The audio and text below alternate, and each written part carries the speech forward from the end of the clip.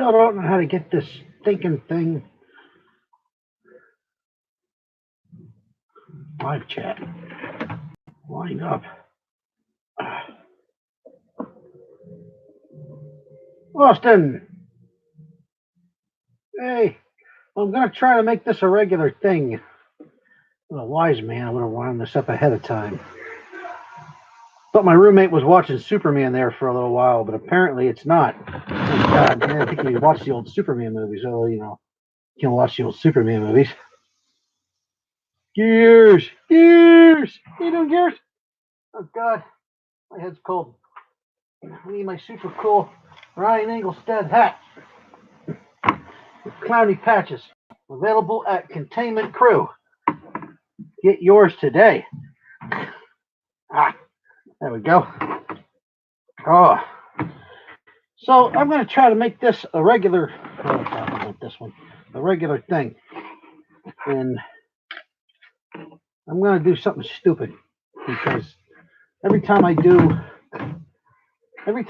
a mod, like a pistol mod, like everybody, like a Night Finder or a Maverick or something that everybody else. Good. Yeah. Well, if not, I'm gonna be bringing some to APOC. I would like to come to APOC, please. Come to APOC, man. I'm doing okay, Mr. Ryder. Every time I do a mod, I like to do a little touch that something stands out. Like with the Mavericks, I like to recut the cylinder cover. I like to do. I'd like to actually would like to do some things like that. That'd be really cool. But the patches were a big, big investigal blunder. Got fired shortly after, so $680 was a big lump out of my paycheck. But I don't know why I was thinking like I'm not as popular as everyone else. I don't think. And bottom line is like 1,000 patches, so I can never change my logo. Because I got so goddamn many of them. I'll never sell through them all the time. I'm going to line my coffin with them. That's what's going to happen. Like on Mavericks, I cut the cylinder up. Hello. I like to, on fire strikes, I grind away part of the bump stuff that's down below so it takes off that. I think with demolishers, I think I'm going to be insane. And I'm going to drill out all these little holes. And I think that's what you're going to watch me do tonight. Drill out 1, 2, 3, 4, 5, 6, 7, 8, 9, 10, 11, 12, 13, 14, 15, 16, 17, 18, 20, 21, 22, 23, 24, 25, 26, 27, 28, 29, 30, 31, 32, 33, 34, 35, 36, 37, 38, 39, 40. Oh my God. 41, 42, 43, 44, 45, 46, 47, 48, 49, 50. Okay, there's more than 100. 52, 54, 56. I'm going to have to literally.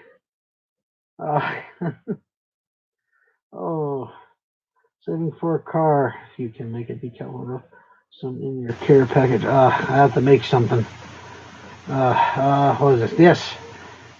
Yeah, I'm gonna have to drill, sand out, and then do these with the file. I could probably do for a little while. I can use my Dremel tool to do this. But when it starts to get later, roommates start to do things, and I'm gonna probably try to pull as much of an all-nighter on different things tonight as I can. So, first off, I need something to protect my mat that protects my desk. Because I bought the mat to protect my desk, but nothing protects the mat. Which is stupid. I like this color. It's not even a gold, it's some kind of wood color. Send me the part to me so I can do that free. Oh, yeah, just no problem. It'll be in the mail tomorrow.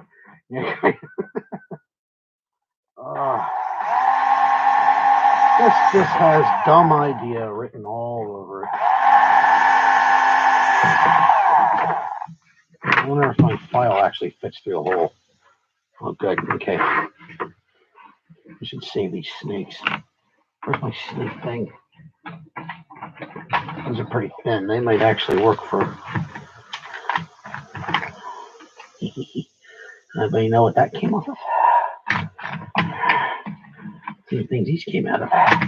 It's a project I can't show anybody yet. On a bound.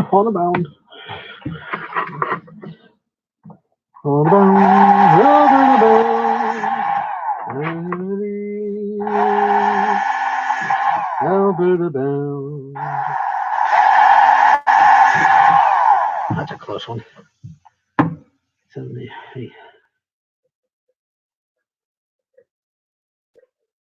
Yeah, I got a couple of those. I got, my files are cheap files.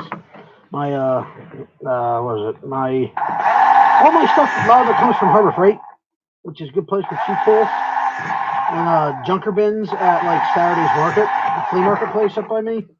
It's a good place to pick up those because the junker guys will sometimes just sell like a bunch of really old tools for $1 or $2. I'm still searching for a cheap vise. Vices kind of get expensive, so I need a cheap vise and a way to mount it to my desk.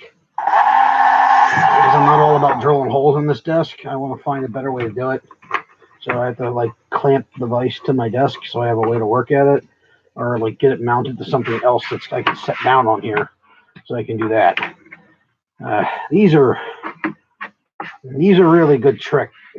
If you get it works better the smaller the bits, like tiny bits. But if you go to fill stuff in, like gap filler and things, you can do it with use methacrylic, like plastic bonder, and then put these things in there with that and let it melt a little, and it makes a really good gap filler. I tested the theory on the shotgun I made, which I think I posted. I think I posted the video for the sawed off, and I think that's the one commission. Yeah, that one was up, I believe. And then I used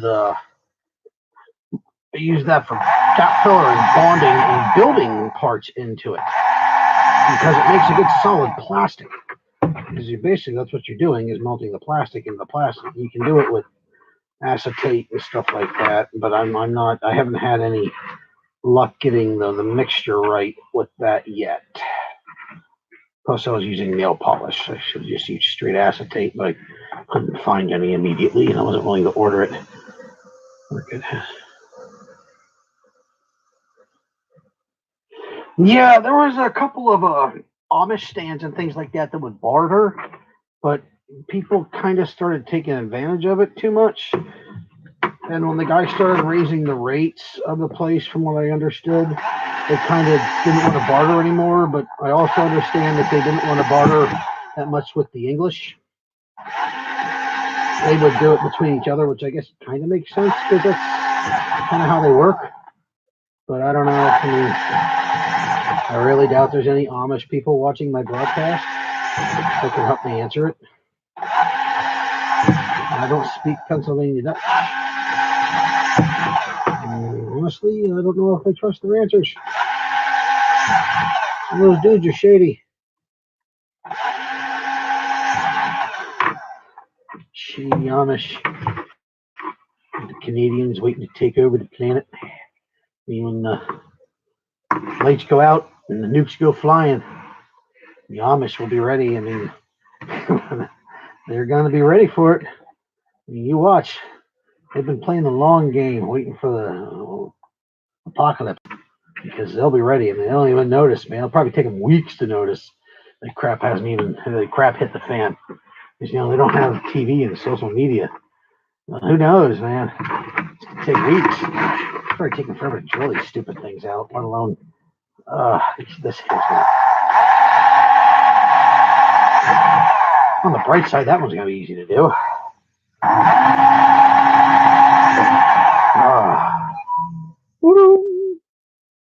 The flea market would trade for their function electronics or jewelry. Well, that makes sense, at least on his part. I mean, that's great. Little more. I got to get to the Saturday's market one of these days again. We'll get outside. It's warming up, so you get the junk dealers outside for the ones you want to hit. You want to hit the guys outside. The only problem is, like I don't walk so well. anymore. Like I tire really quick. With health reasons, in fact. Kind of 50-50 actually. So, well, it started 50, or it didn't start out 50-50. It's gotten more down. Oh well, life goes downhill, and so it's downhill's easy. It comes. God, why couldn't it just be regular holes, man? Right? Like, they had to be oblong, so I got to sit there and file them because that looks cool as it is.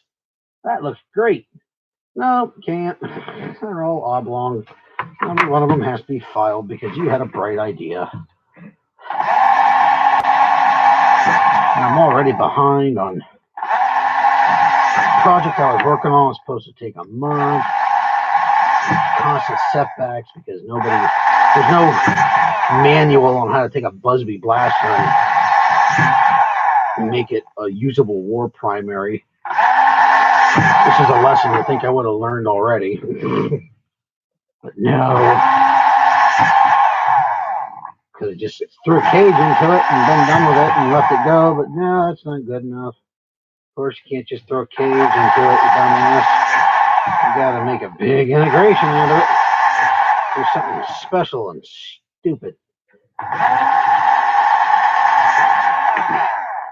Some regular blasters not good enough for you. No, he's not good enough. Can't you get a strife and do a strife, can you? Now you have to get all complicated, do weird shit.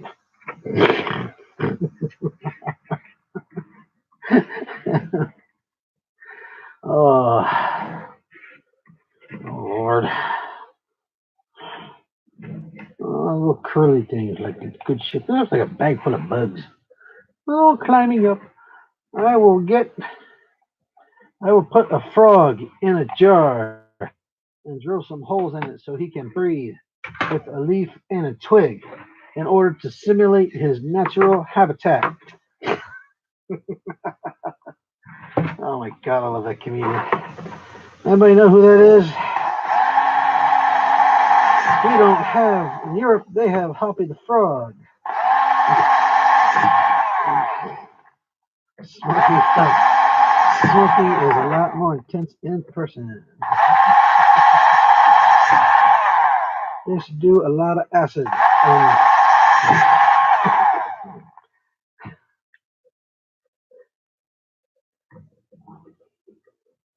Keep the jar damp so it won't dry. Yep. Comedian by the name of Mitch Hedberg. Guy was a riot, up and coming, rising star. I put him just as funny as Stephen Lynch, who's probably another reason I'm going to hell. That guy is awful. He's funny as hell, though. But, he got a lot of really bad songs. So, like, yeah, Mitch Hedberg was a great comedian, but he liked speed more than he liked living, apparently, or he didn't know his. That's the reason you pay attention in math class.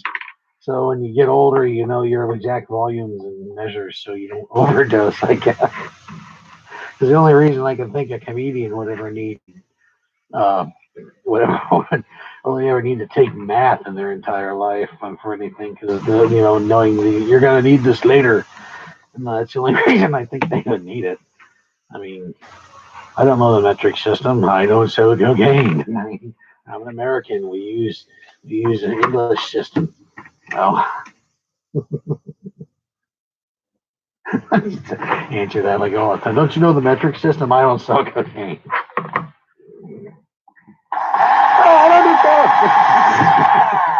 Why do they have to have a metric system? My name is not Juan Pablo. I don't sell coffee and I don't sell cocaine. I don't even know the metric system.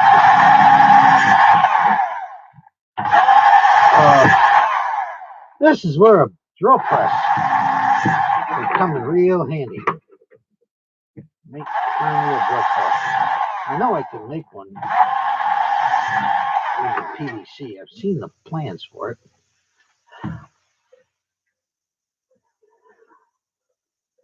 I had to walk in the rain today, so my thighs are in pain.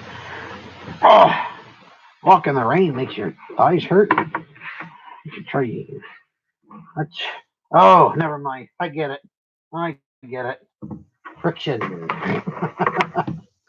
Yeah.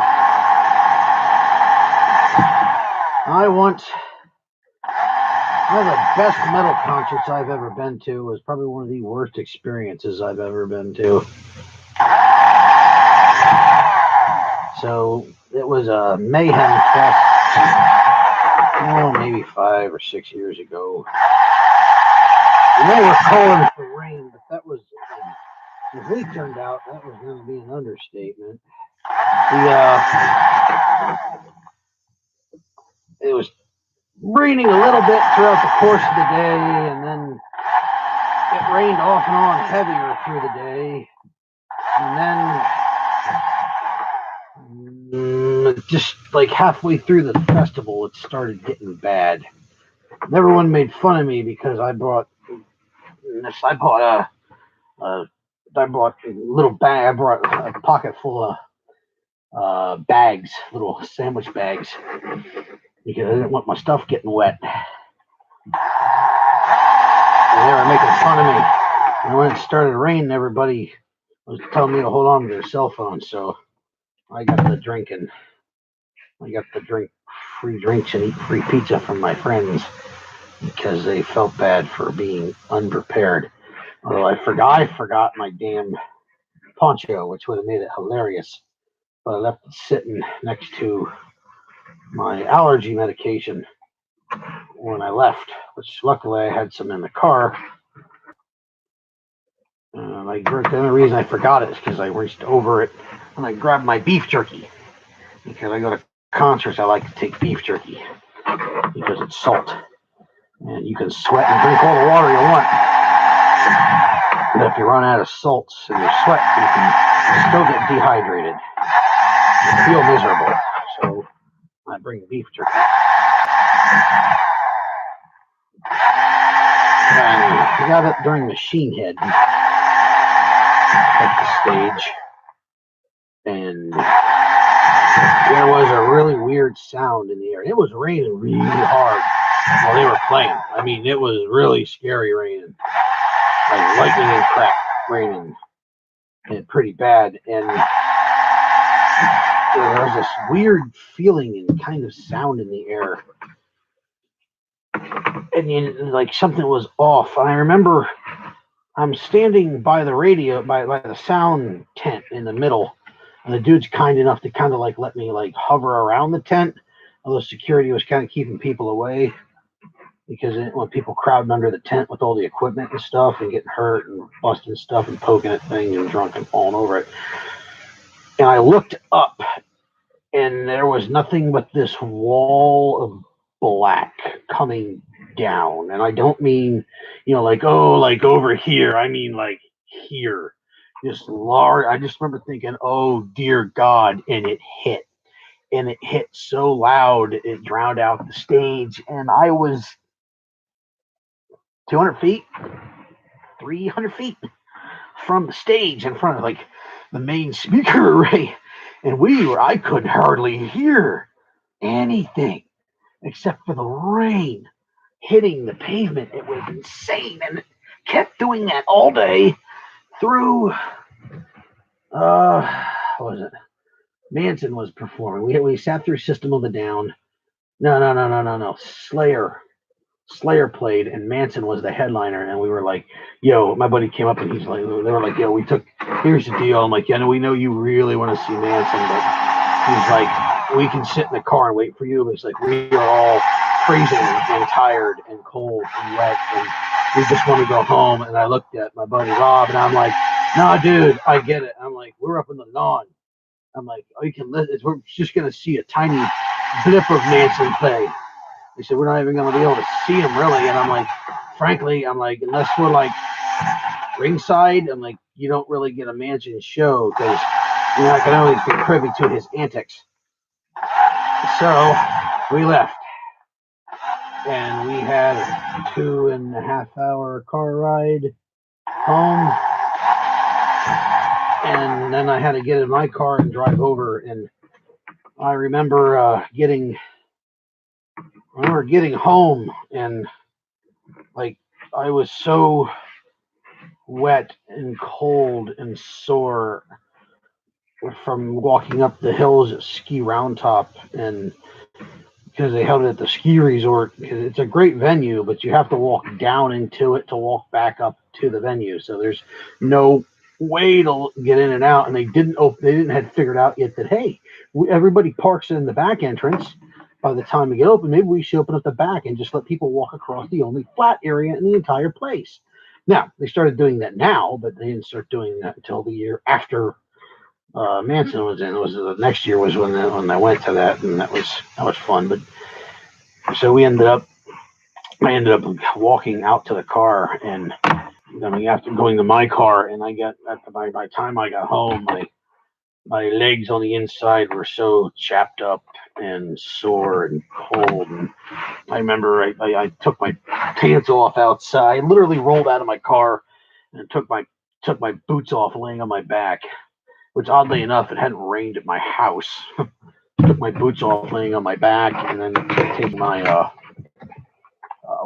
my underwear off as well. And then like it's because it's like 3 a.m. I got my jacket wrapped around my body, and I'm like cowboy walking as wide as I can to get in the house because I am just so like my armpits hurt. Anywhere any skin touched skin, it was miserable. Me again, damn right.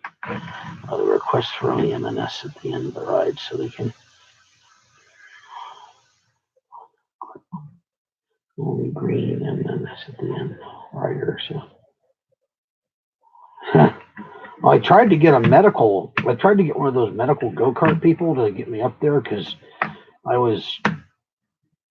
wasn't doing so good. I get I don't know what it is. Like I go to concerts, I have a lot of fun, and then my side starts hurting. Like it's a partial dehydration thing or something, but it feels like somebody's sticking a knife in my back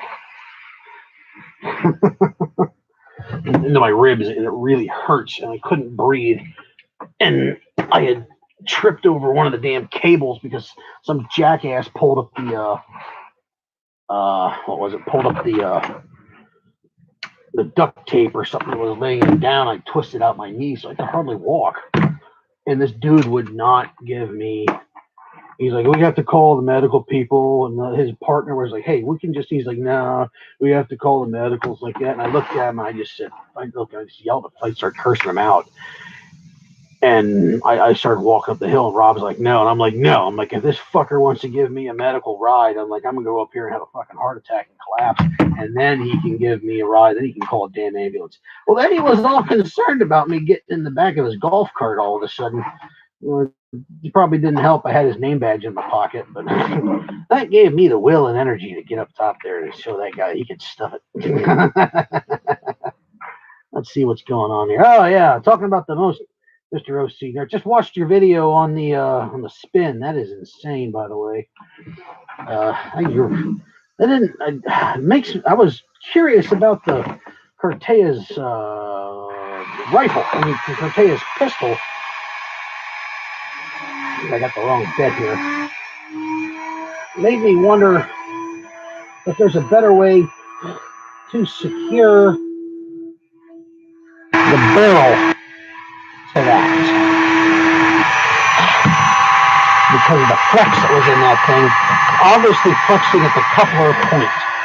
So I'm wondering if there's going to be a better. I'm pretty sure Chris is thinking the same thing. When we watched that video, I would have asked him about it the last time I talked to him a day ago.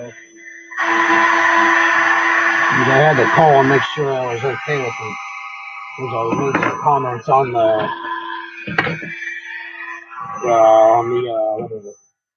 video about the 3D printed stuff. I made them in the morning, so they were rather harsh. Admittedly, my opinion on them was not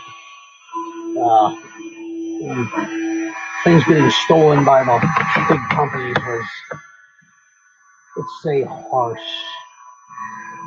And go with that. I have to figure out how to shape that hole.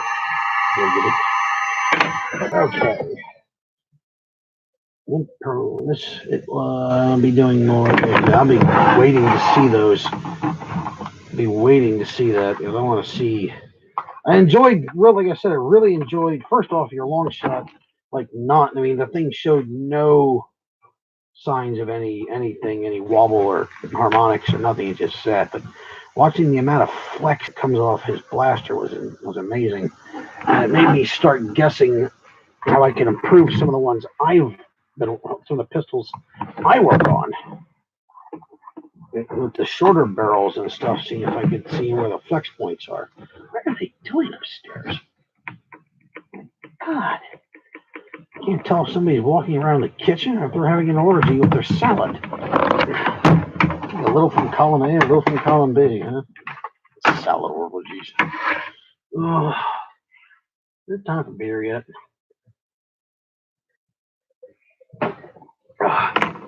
Drinking as many of these as I can.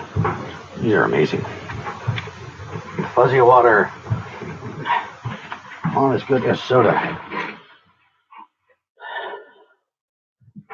Harmonic isn't the problem. We can get the dart to release closer to the note. Yeah. Well, the flex is what, like I said, though, the flex. Yeah, you agree that the flex was extraordinarily dynamic in that. I mean, definitely.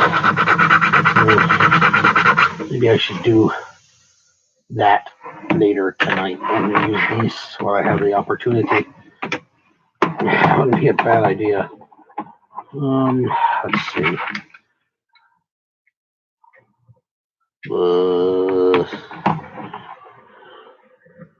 Yeah, but I gotta use that stone.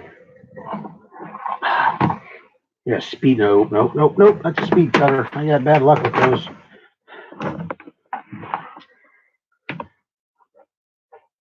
Like I said, though, it made me want to think where the like connection points, and like the stability of connection points on things.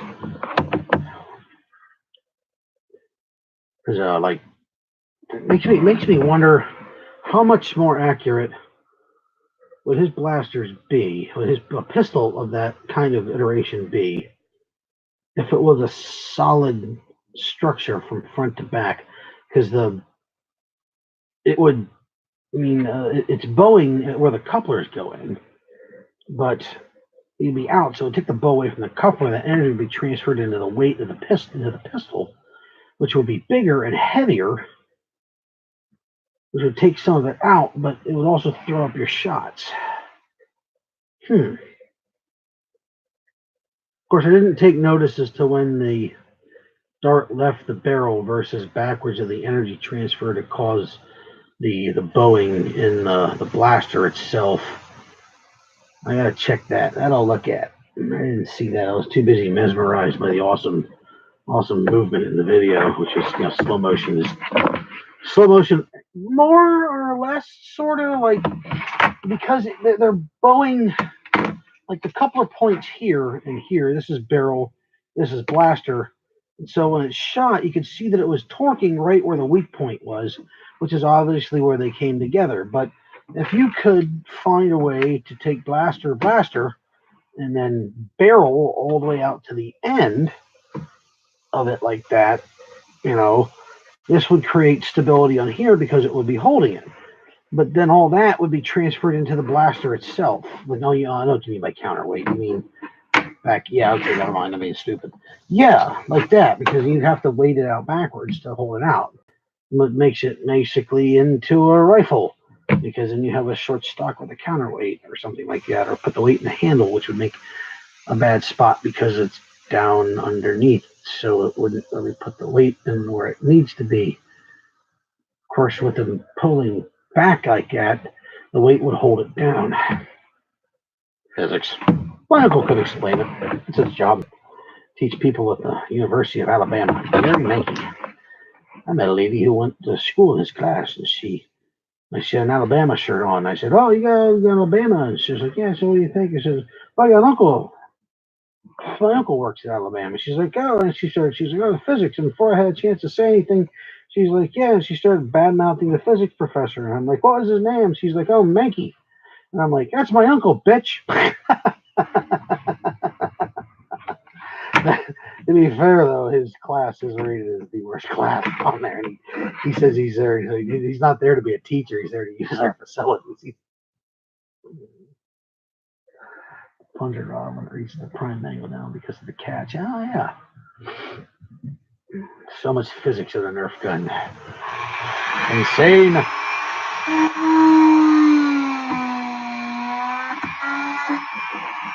Maybe I should do this from that side. I'm going to chew out the majority of this. Still going to have to come back to the file.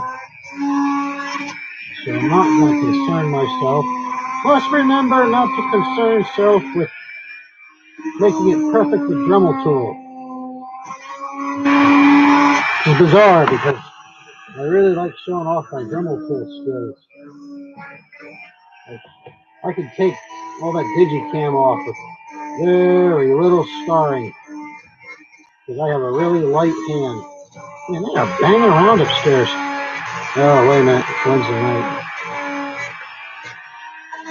It's a date night. Wednesday night is usually date night. Maybe they'll try to banging around us upstairs. Let's get it on.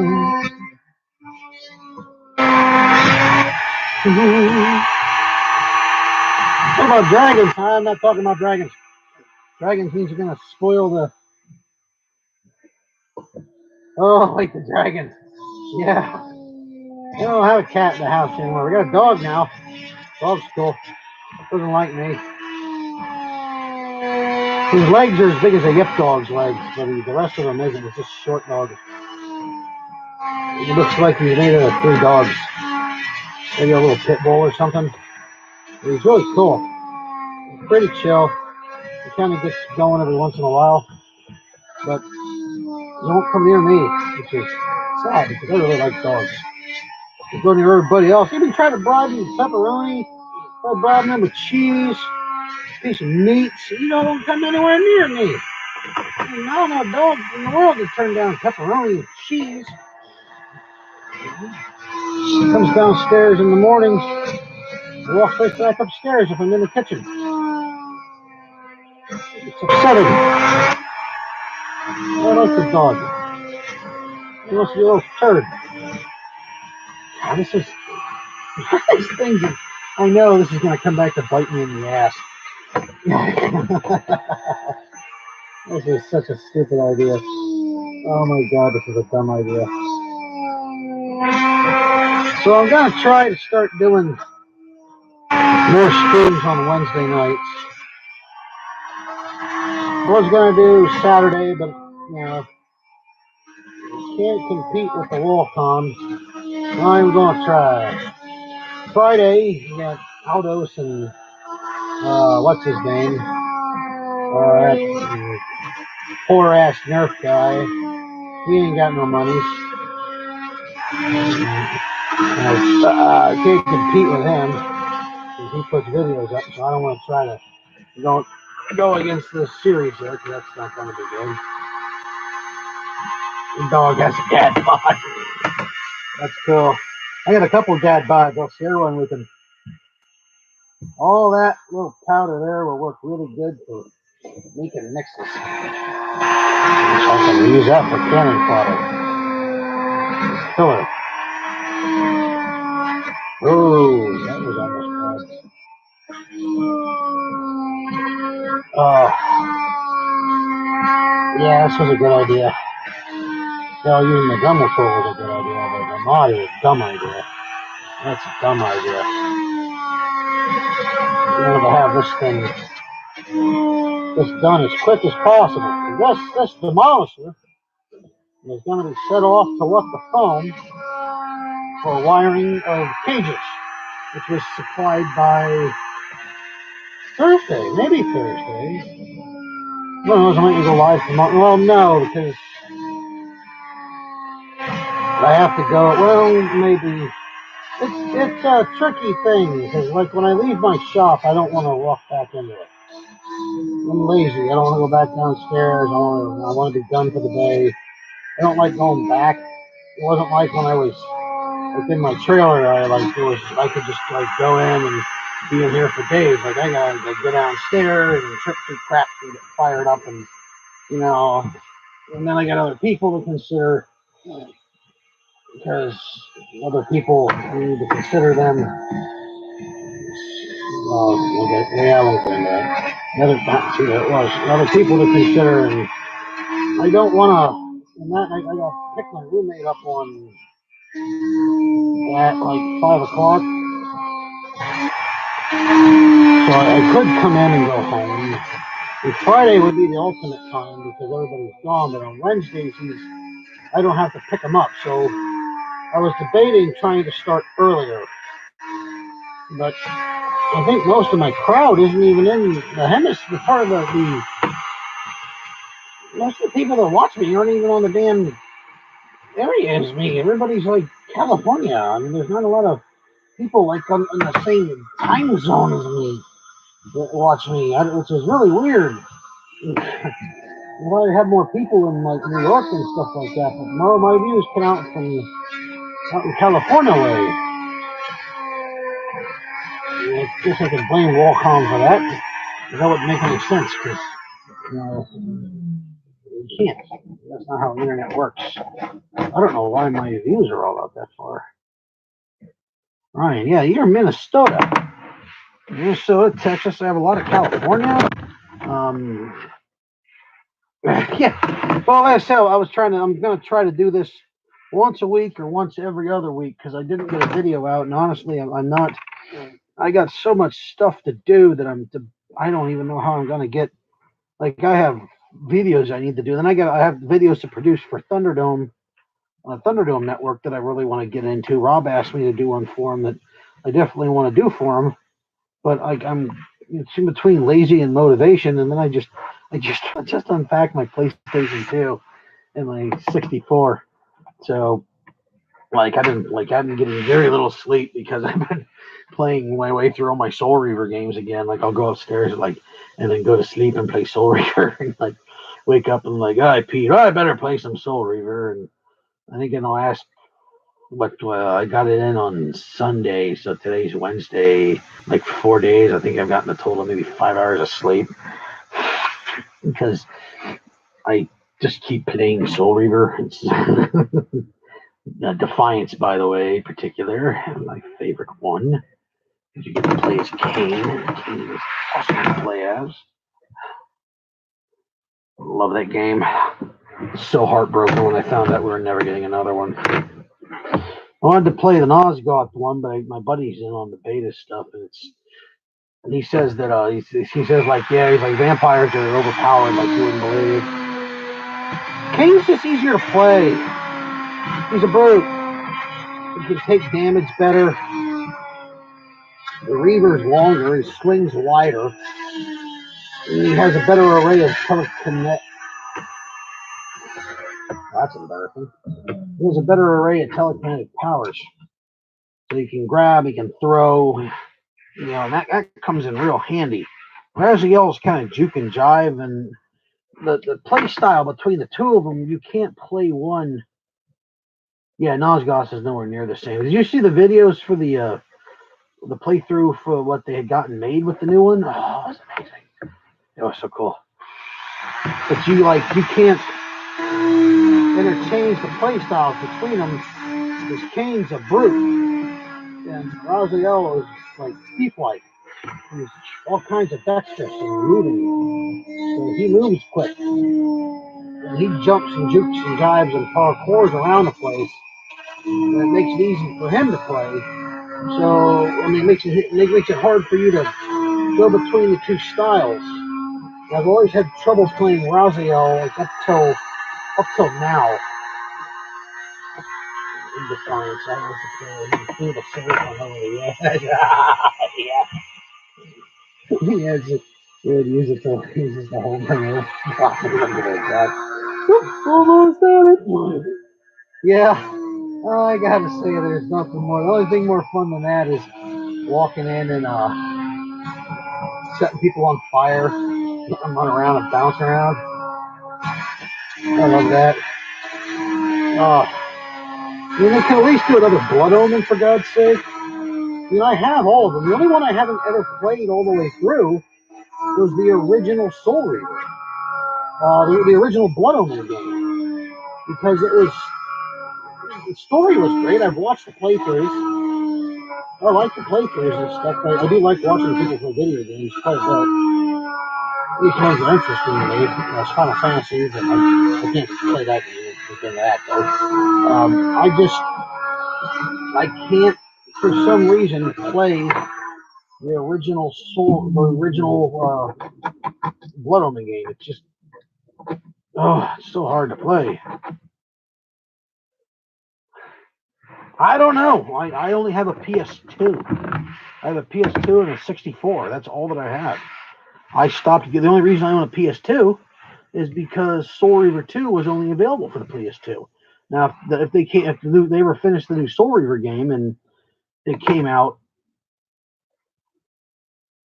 you didn't really play most of those games for the gameplay. No, you played them for the great story, in particular, unless it was, the second one, the Soul Reaver 2, because I got so sick and tired of doing freaking puzzles. I mean, that's all Raziel does. Raziel does nothing but puzzles and platforming. That's all he ever does. I'm not sure what the first one. The first one was just a PS1 game. I don't quite remember. Damn it! I don't quite remember. Like I said, I never played it all the way through. I have the game. Well, I did have the game saved, but my memory card is now blank. If you don't leave them, if you don't plug them in every once in a while, and get some charge into that micro battery that's in there, they tend to lose the memory that sits in them. I couldn't even get this one to fire up right away. I leave it in for 5 minutes. I keep playing with it until my memory card finally started working. I have to do the same to the other ones yet, so I get them fired on so I can run them. It kind of sucks because I had all kinds of Twisted Metal stuff on there, and Evil Dead games were all saved. The fun part is I get to play them all over again. The bad part is that I lost all the rewards that I had done for beating them, which was fun. Oh well, beat them again.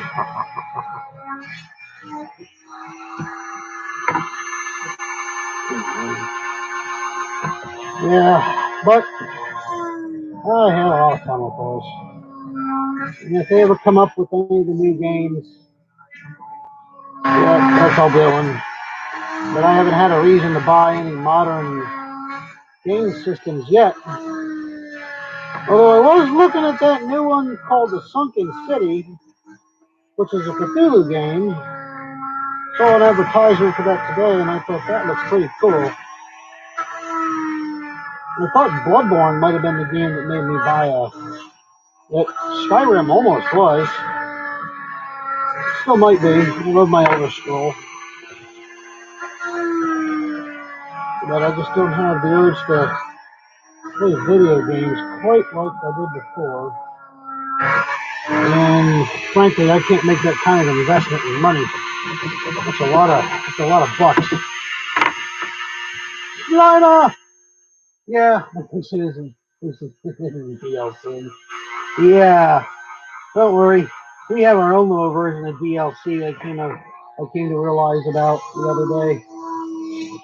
Everyone talks about DLC, and we have our own DLC going on in the North community, more or less. You buy stuff like, you buy a jet blaster. And they're like, we're going to make this. Damn it, there's another one. Fuck shit, that's why. We go, we're going to make the Cedar kit. We're going to make this kit. We're going to make that kit.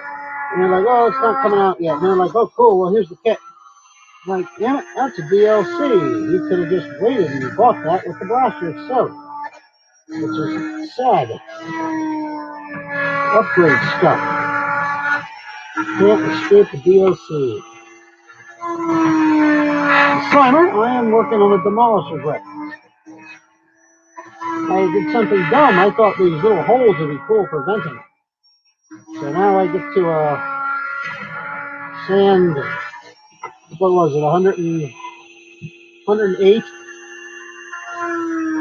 holes, I think is what it was. I could do this with the Dremel tool, but I still have to go back and file them out. So that's the only good part of the reboot.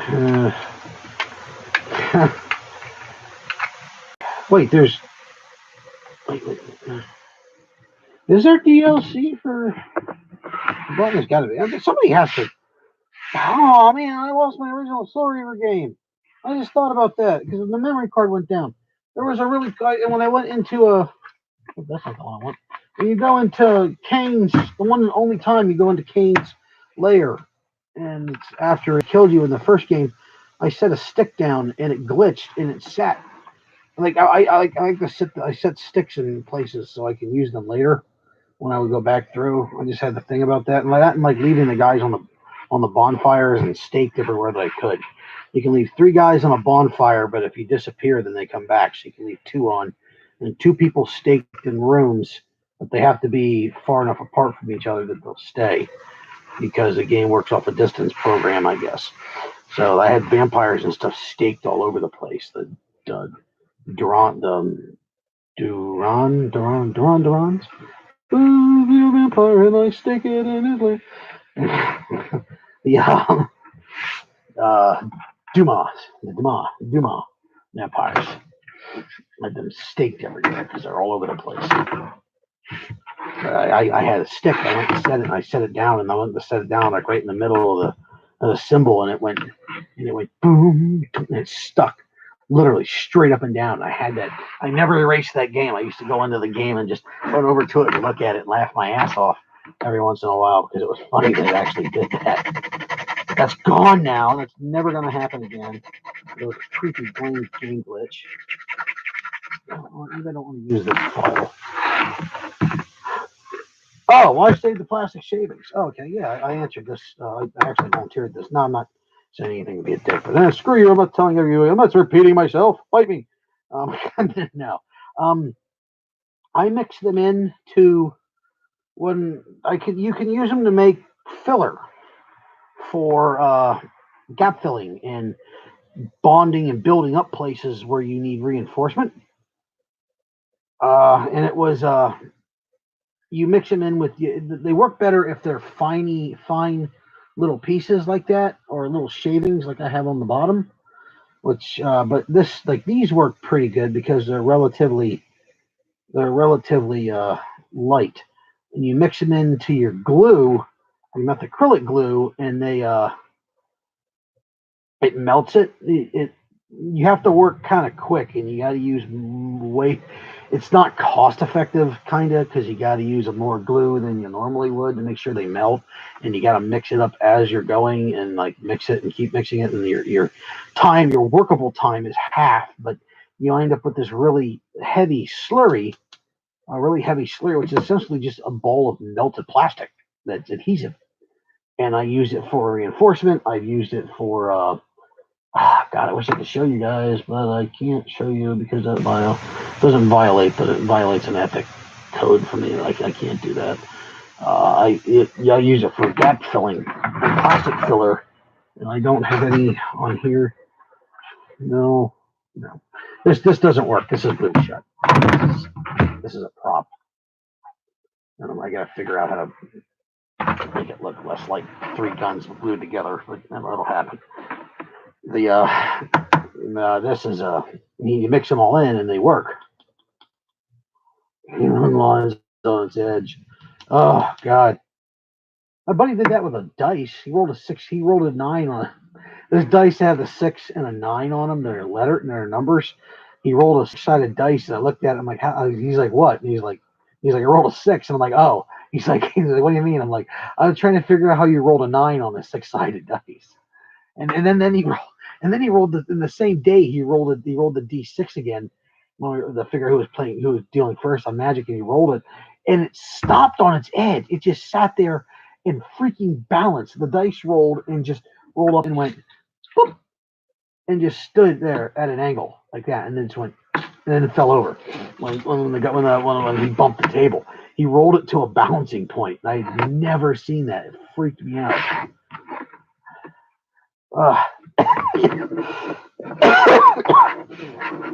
Yeah, Yeah, I'm gonna have nightmares of the freaking this crap in the damn. What is it?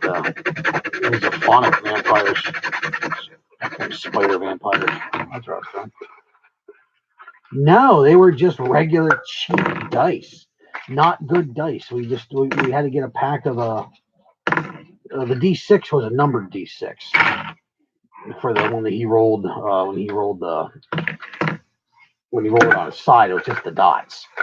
The other one was numbers. That was a good dice. They were good dice, but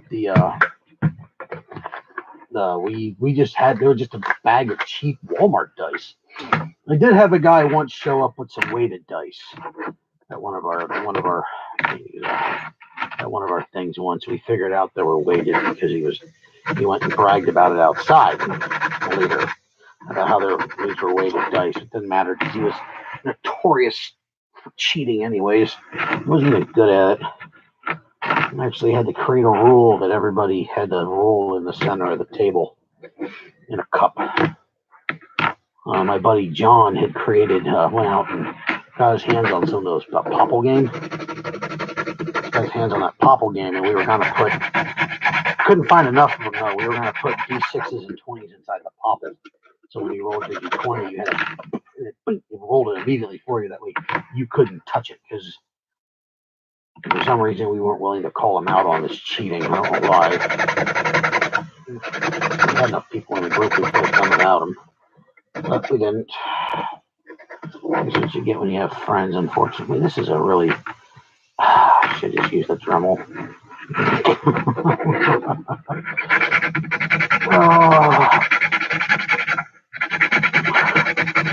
That brings me to another story. I think that's what I'm going to do. I was at the Penn State event. It makes me think of another story. I was at a Penn State event, not the HBZ, but the other one, the back half of the event, and I thought, I didn't play a lot, and I was thinking, I sat there and tell stories. I'm like, it's story time at Uncle Clownie.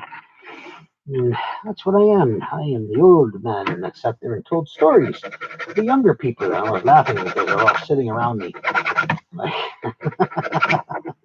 Made me laugh. Oh, we did this. So we're the savior of the story of human refugee towns. It depended. I'm not sure. Sometimes, depending on what game I was playing. One of the cheating don't brag. Yeah, well, it wasn't like it wasn't painfully obvious, though.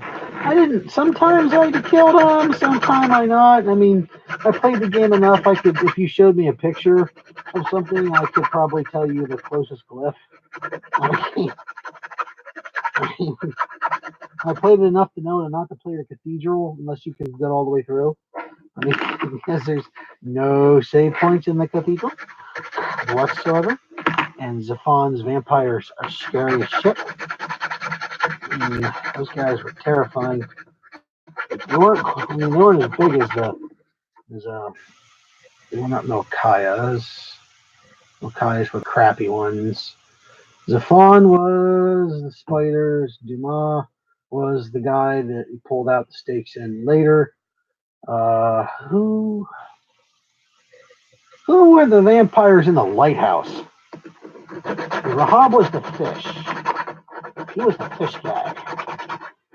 He was easy to kill. You really know how to kill him once you jump from platform to platform, but he doesn't have enough strength to kill you as fast as you can just turn and shoot the windows out. And if you literally jump in the center and just boom, you're done. He gets him. We'll want you. Interesting, by the way, your work is genius. Well, that's all right. Cool. A word I would use. If YouTubers don't mod anymore or complain about modding their Strife Blood. I feel like all my favorite Nerf YouTubers don't mod anymore or complain about modding another Strife Blood to see someone else is still doing new things. I'm not doing new things, I'm doing strange things. I just happen to be caught on camera. Although I am doing something with a Strife, and someday I'll be able to finish that. Maybe two, actually. I haven't figured it out. Would I be a bit too obvious? I switched to non-weighted dice. Just, yeah, Hawkeye's. Terrell, that's it, yeah. Hawkeye's stuff is It goes like one blaster a year, and it's completely untouchable. I mean, it's untouchable. It's beautiful stuff. It's super clean. It's like super nice and clean. This stuff is very nice. I have to admit that. It's not built fast. It's built nice. And if I took all year to build one blaster though too, I could probably look well. I would hope it. I hope it would look like that. Probably not.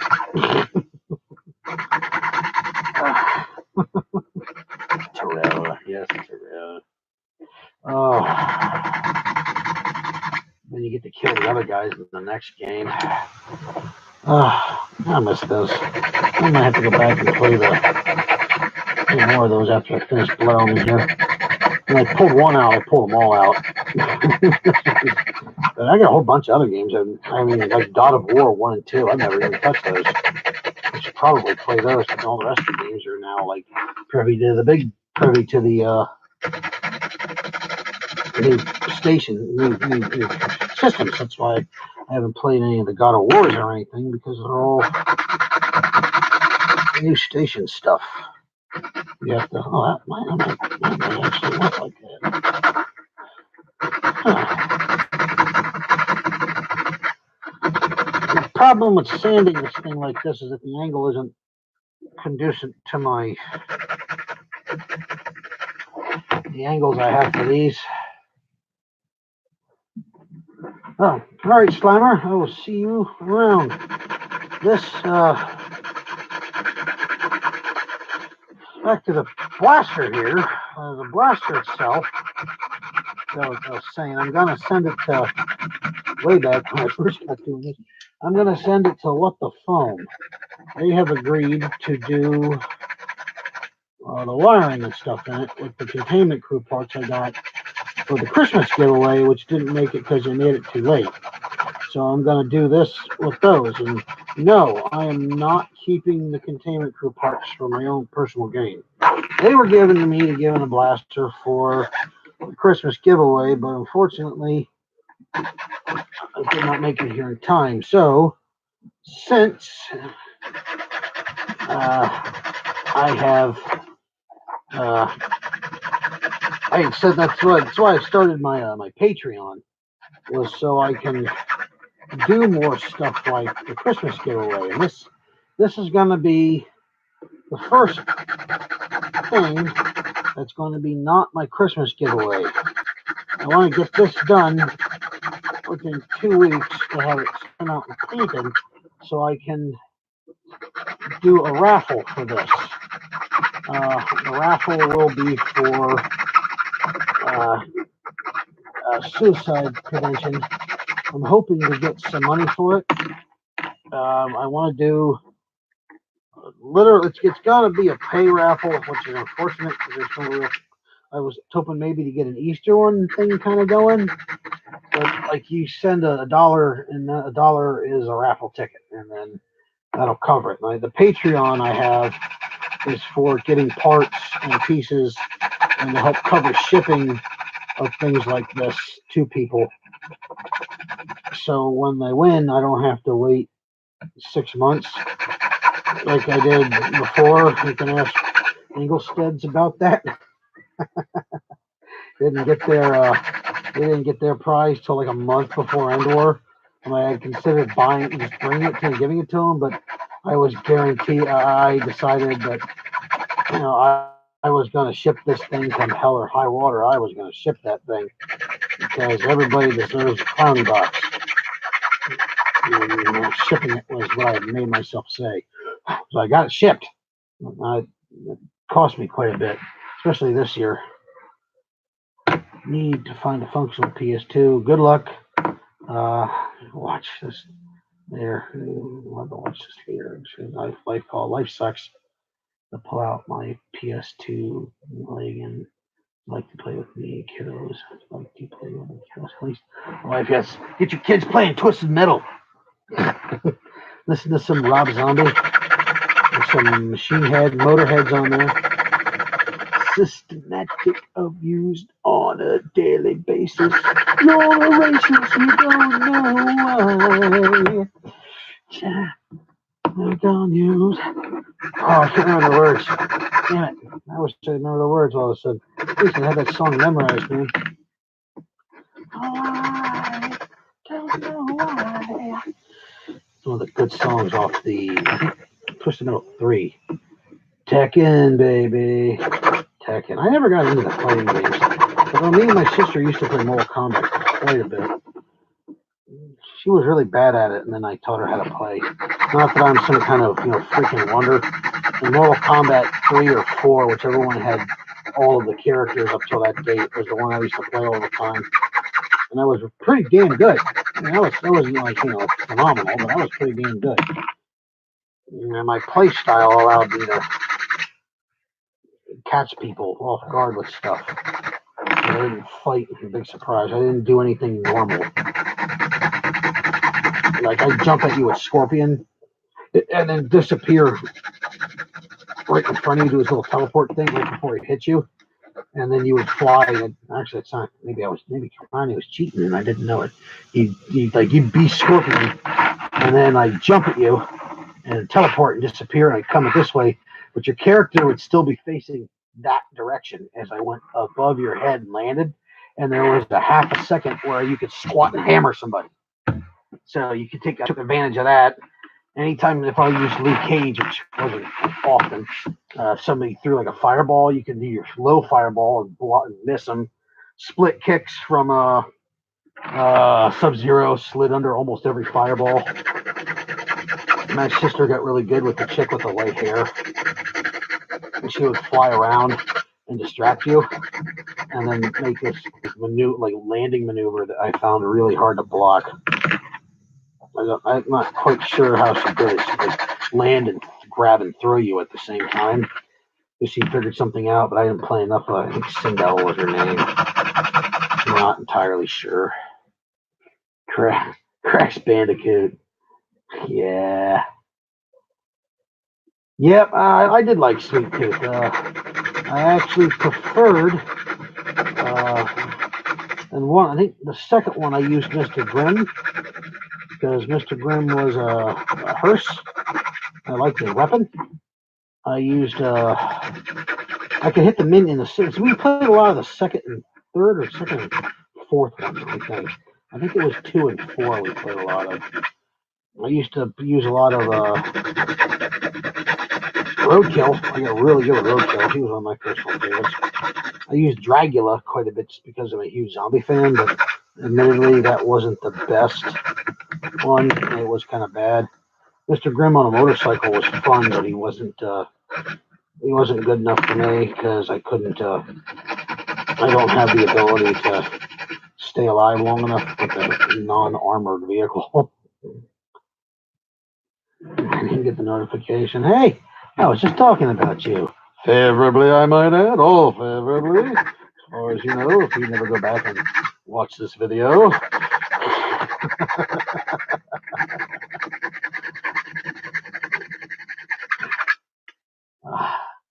WV Warzone. Ah, yeah. Player one. Player one. Player one. I rented that game and played it for 2 days straight. Literally fried my PS1, the old blue box PS1. I cooked it. I could unlock the game, all the characters and skins in the game. And then like a week later, I went out and bought the game. Because then I had some money. And I had my guy for a while, Tank. I called him Tank. I think it was my nickname at the time. Ow! Poke! Fucking hurt. Bitches. Personally, favorite wrestling. Order the WD. That's a game that sparked me flares. Most of the friends. Listen, yep. Move list. Notification 20 minutes before I start watching. Too late. Sorry, Tish. I'll drop. Oh, wait in there. Stack these dimes. Drop that stack of dimes. You call it that. Rising. Yeah. See, that's a Howdy Games. That's why I still say arguably the best wrestling games of that era were on the Nintendo 64.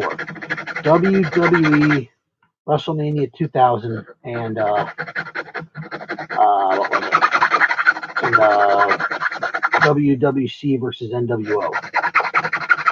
The games were, square, cell shaded. They were pretty good for their time. I mean, they looked a little better than GoldenEye, which is probably arguably the best game ever created for that damn thing. Perfect Dark. But the games were amazing. I mean, you didn't have to really memorize a shitload of moves. All you had to do was remember grab and punch. And then grab and punch, grab light and punch light, and grab hard and punch hard. Either press the button or hold the button. And then if you pressed any direction, you would do a move. It made it play so easy, especially when you had like WWE WrestleMania 2000, like, and then the options to make your characters. My God, I mean, we used to play. Me and my buddy Brad used to play that for hours and hours on end. Hours. Fine tuning the character. The guy actually looks like terrifyingly looks enough like me.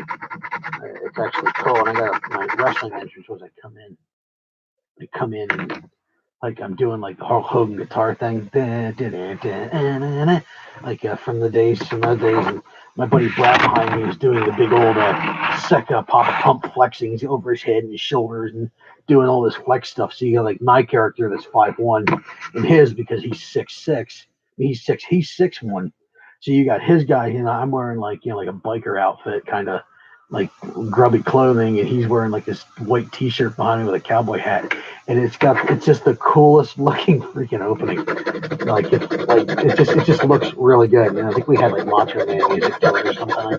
I don't remember. He was always my buddy that came out to help me. And I'm tuned to my buddy Brad, and then Undertaker was the second. Because Brad's character was built well enough that if you fought it in the computer, it could actually give you a bit of a run for your money. Not like our buddy Hammer. Our buddy's Hammer character was terrifying. He did nothing but spend 4 years in college playing that game, and his character is really, really hard to beat, even with the computer at the helm. It's put together so well. How to beat down last night by Kevin Owens. I don't know who that is. Kevin Owens. He must be somebody. I haven't watched any recent wrestling for a long time. I couldn't even watch Undertaker lose. I couldn't even. After Undertaker lost to Lesnar, my heart was no longer in it. It could have anybody but Lesnar would have been it. And it just that killed me. Mighty here again. That's like that's like 60 here and dropping. Strangely erotic watching Clownie's hands talk. Does he? Not at all. Not at all. By the way, it's I have to turn this into a 900 number, I guess. Me in the 2000s, living the 2006 like got better. The 2000s. Oh man, I wish that wrestling was so good. We used to get together every Monday night and watch wrestling back on the Monday Night Wars. And then I moved into the trailer. Moved into Hummelstown. My buddy Brant and Adam would come over. So I met Brant, and we would watch wrestling. And Brant would bring usually something to eat. We'd stop over at Wendy's or Burger King or something, or get a cool pizza from somewhere. Which we never got. The Palmero's is like the best pizza in the world around here. Unfortunately, they were closed on Monday, so we got other stuff. He'd bring over homemade like Bowlies, but we get a case of beer and then we drink. So it started after he bought a couple of them. It's like, well, maybe I should buy one. So I bought one. So we went through all the cheaper cases, and we went through like the more expensive stuff, and then we got into like the rule became like it was an unspoken rule. Like you didn't go in and buy a case of Yingling Lager because back then it was like less than $20.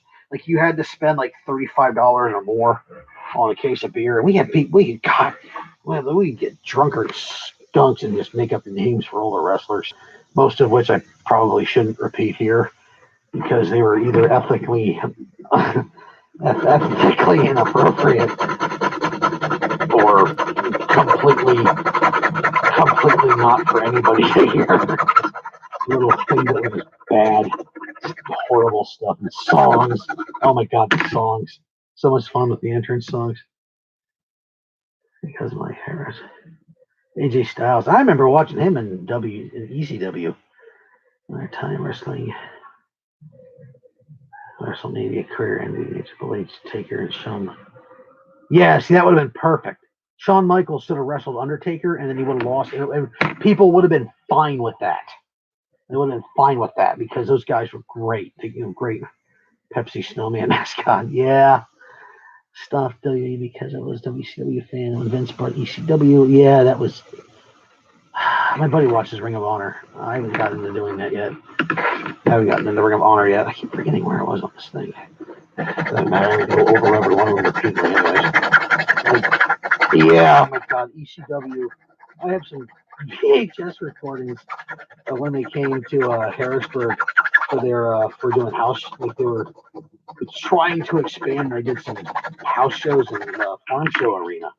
And I was there for one of the. If you watch the ECW opening to their songs into the show, you can see this scene where they're just the Dudley Boys. Yeah, the Dudley Boys were in there, and there is nothing but chairs being thrown in the rings, piles and piles of chairs. That was taken from the event that I was at. They were no longer allowed back at the farm show. So they went up to York, and York was like, "We don't care." They're like, "You saw what happened to the farm show." They're like, "Yeah, we don't give a crap." It's like you guys pulled in a record-breaking crowd for this, so they put them in a bigger arena the next time they came back. And it still pretty much destroyed everything that was there. It didn't make much of a difference. I mean, they it was a great show. That's back when Spike was still wrestling, and Bam Bam Bigelow was still there, which is one of my personal favorites. Nintendo into wrestling, right? Tired Sean to prior wrestling, take Triple H Fire, trio called. And that was my childhood wrestling. Yeah, I saw 3 of them actually broke. I have them on VHS. I would have seen 4, but I wrecked my car that night to an ECW commercial. Actually, my childhood wrestling died a little bit when Hulk Hogan became a bad guy for a while. I remember sitting in the basement, my basement bedroom, which we had built for me because I was in college at the time. I was going to Hack, Harrisburg Area Community College, and I turned on TV, and Hulk Hogan was in black, and he was standing there with Macho and some jackoff named Eric Bischoff, and I couldn't figure out what he was talking about. And when I realized it was a bad guy, I started blubbering like a baby. Hogan can't be a bad guy. That wasn't right. I mean, that broke my heart. That broke my heart. That hurt. And then he became a good guy again, and I started, blubbering like a baby. And he put his regular wrestling gear back on. My dad actually came down and was like, "What the fuck are you crying about?" I'm like, "Hogan's a good guy again." He's like, "Oh, Jesus Christ." Just walked upstairs, shame in his eyes.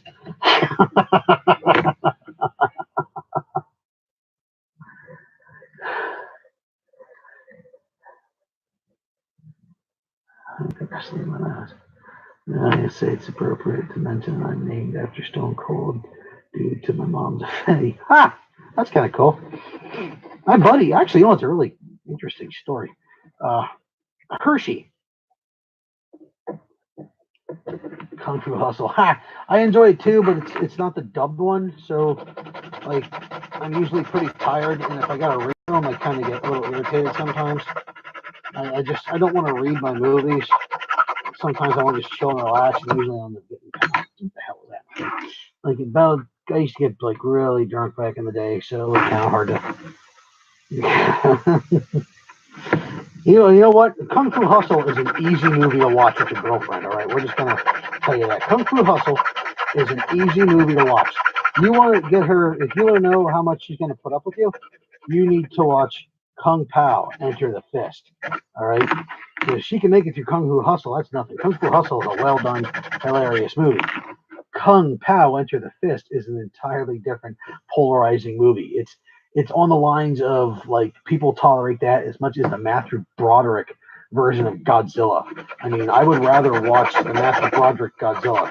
No, I take it back. No, my buddy Brad would rather watch the Broderick Godzilla. He would rather watch that because he gave me a copy. He gave me a copy of the movie I actually hate. Man with many hobbies, how are you doing? My wife, Kung Pao and Kung Fu Hustle. You need to watch Journey into the West. Journey into the East. I think it's Journey into the East. It's about a demon hunter. It's the same director. A demon hunter that hunts demons by pacifying them and showing that they're bad. It actually turns out the movie's about the Monkey King. And they did 2 or 3 of them actually. They got progressively odd. The CGI got worse, but they were really they're amazing. I think it's called Journey to the West, right? Journey to the East. Let me find out here. I'm gonna find this out. Everyone is here. Over 8 people are here.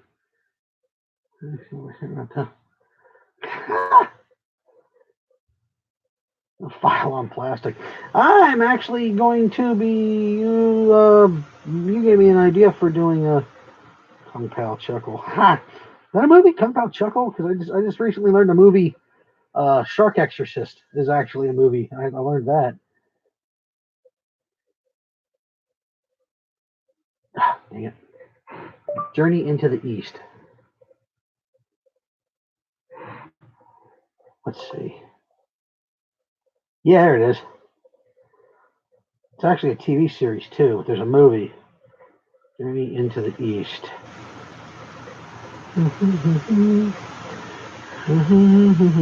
See, maybe it's West too. Journey into the West. That's it. Journey into the West. Yeah. Okay. How do they describe this? It involves complex feelings for Mr. N, the demon hunter. Yeah. Plus, to meet the legendary Monkey King, the legendary giant foot. You have to watch Journey to the West. That is a great one.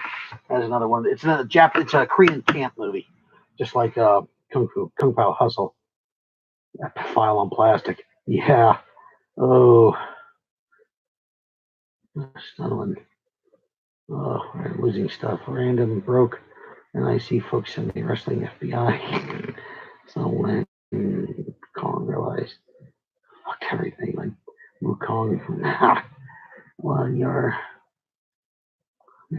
whatever you're doing looks sexy. Well, I can see what I'm doing under the table. I just got inappropriate. Good job.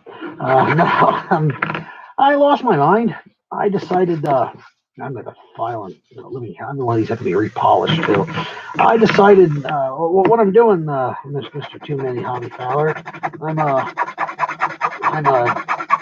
I'm taking the demolisher grip, and I got the great idea to cut all the little holes out.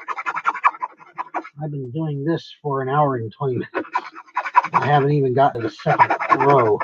There's 108 individual ones that have to be shaped and filed. I could probably be doing them a lot quicker with my Dremel tool.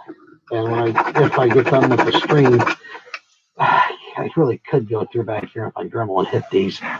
I think I'm going to do that. Okay, I need to be quicker. Just like this break. Dude, don't bring that up. No. We had enough. No.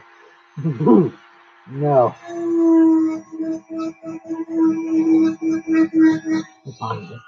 2:05. Crap. We're doing this. Get this long. Yeah. Ooh, deep ones. Pick up deep ones. Yeah, I can't be using it. Dremel tool. I have to stop. The clock is a little late for the Dremel tool. That's okay. This is more fun anyways. I watched, okay, claim blaster for sale.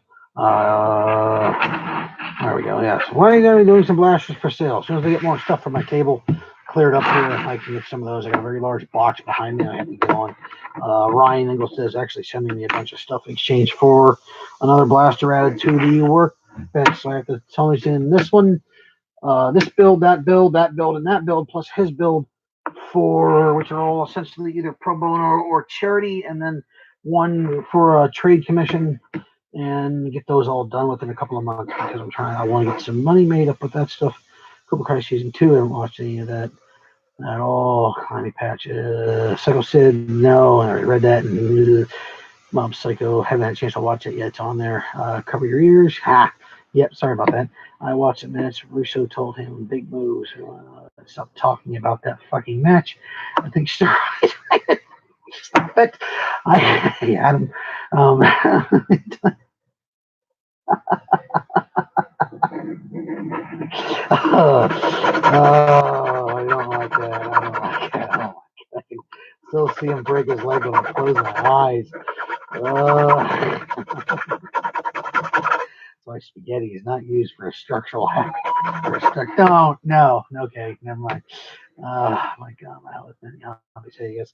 Okay, what was I? I'm losing my brain. I lost my place. I'm upside down. There we go. What was I? Who cares? I got 180 days to do.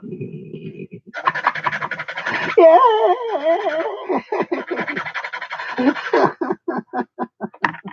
Somebody shoot me. How long is it going to take me tonight to do these? It's going to be fun. She got more Red Bull.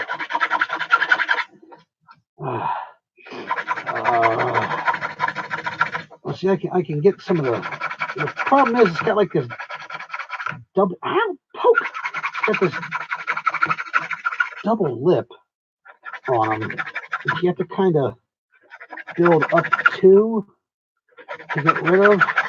Because when you stamp them in there or they're in the mold, there's a slight bevel. So to get the shape right, there we go. To get the shape right. Oh wow. Oh, I gotta sand them too. I'm gonna have to make a sanding stick. Brutal. Oh, the modding man. Hey, boom.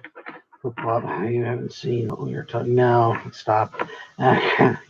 You have backed any on the project orange stuff? No, I have not. Orange Mod Works was nothing but a spring company to me after the first time I tried dealing with them. They put too many holes in my faith, so I was done with that.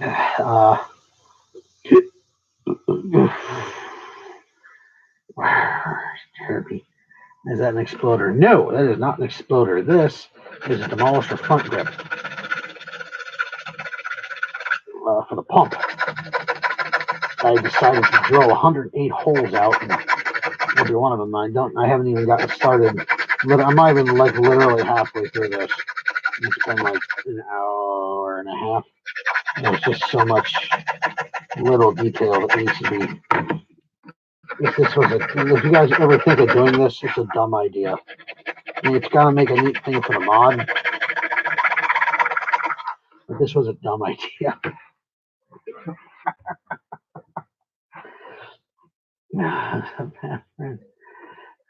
Speed hose. It's gonna look cool, and everything falls out. I mean, it's gonna look whichever this way goes on, I guess.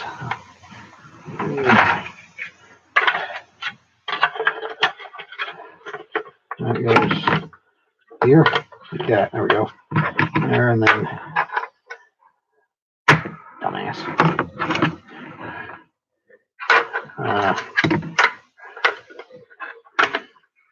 Yeah, it looks neat. I'm probably gonna leave it orange because I don't like painting the orange plastic. Well, we'll find out because it's going to be this. Get this. The hardest part of this will be done. And get it wired up and get it out, and then we can do. There'll be another one up for charity. We can get started on the next one for charity, and the one after that. Tapering plunger tubes. Oh, damn Hasbro. No, damn Hasbro. Don't you mean damn Mattel?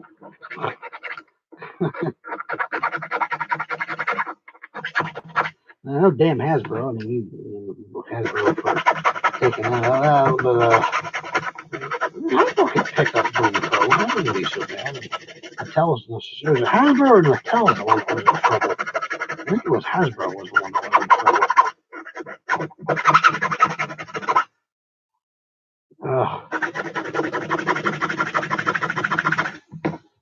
Cheat this by angling the hole a little bit. It doesn't taper stuff. Nobody really does. A good amount of blasters that just need their final put. Yeah, I got quite a bit. I got two really big projects. One is the same one that two other people of mine that I know have been working on one. That I thought about doing one. So I have to give them partial credit, although I had it partly assembled way before I saw their stuff, or even time dated. But I'm great minds think alike, so I am more happy. Plus, I contacted them talking about it too, so I'll make sure I'm not going to piss anybody off and blame for stealing anybody's ideas, because that's not cool. I'm not a big company like Worker. Can't just do that and get away with it.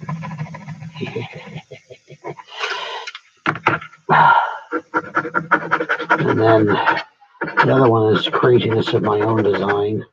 Again, just like the previous stuff. And that one's inspired by an anime.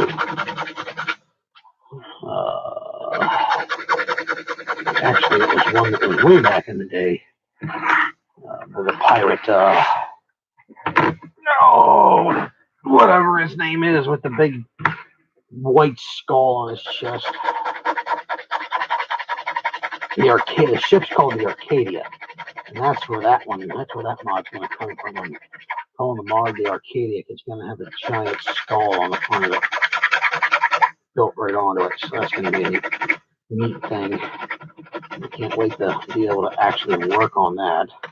I'm going to have to build that for like a year. The other one I've been waiting to work on I got it boned up, but I haven't worked on it in 2 years. I got most of the parts for that.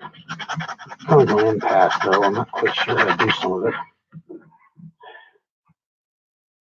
Anime. Harlock. That's it.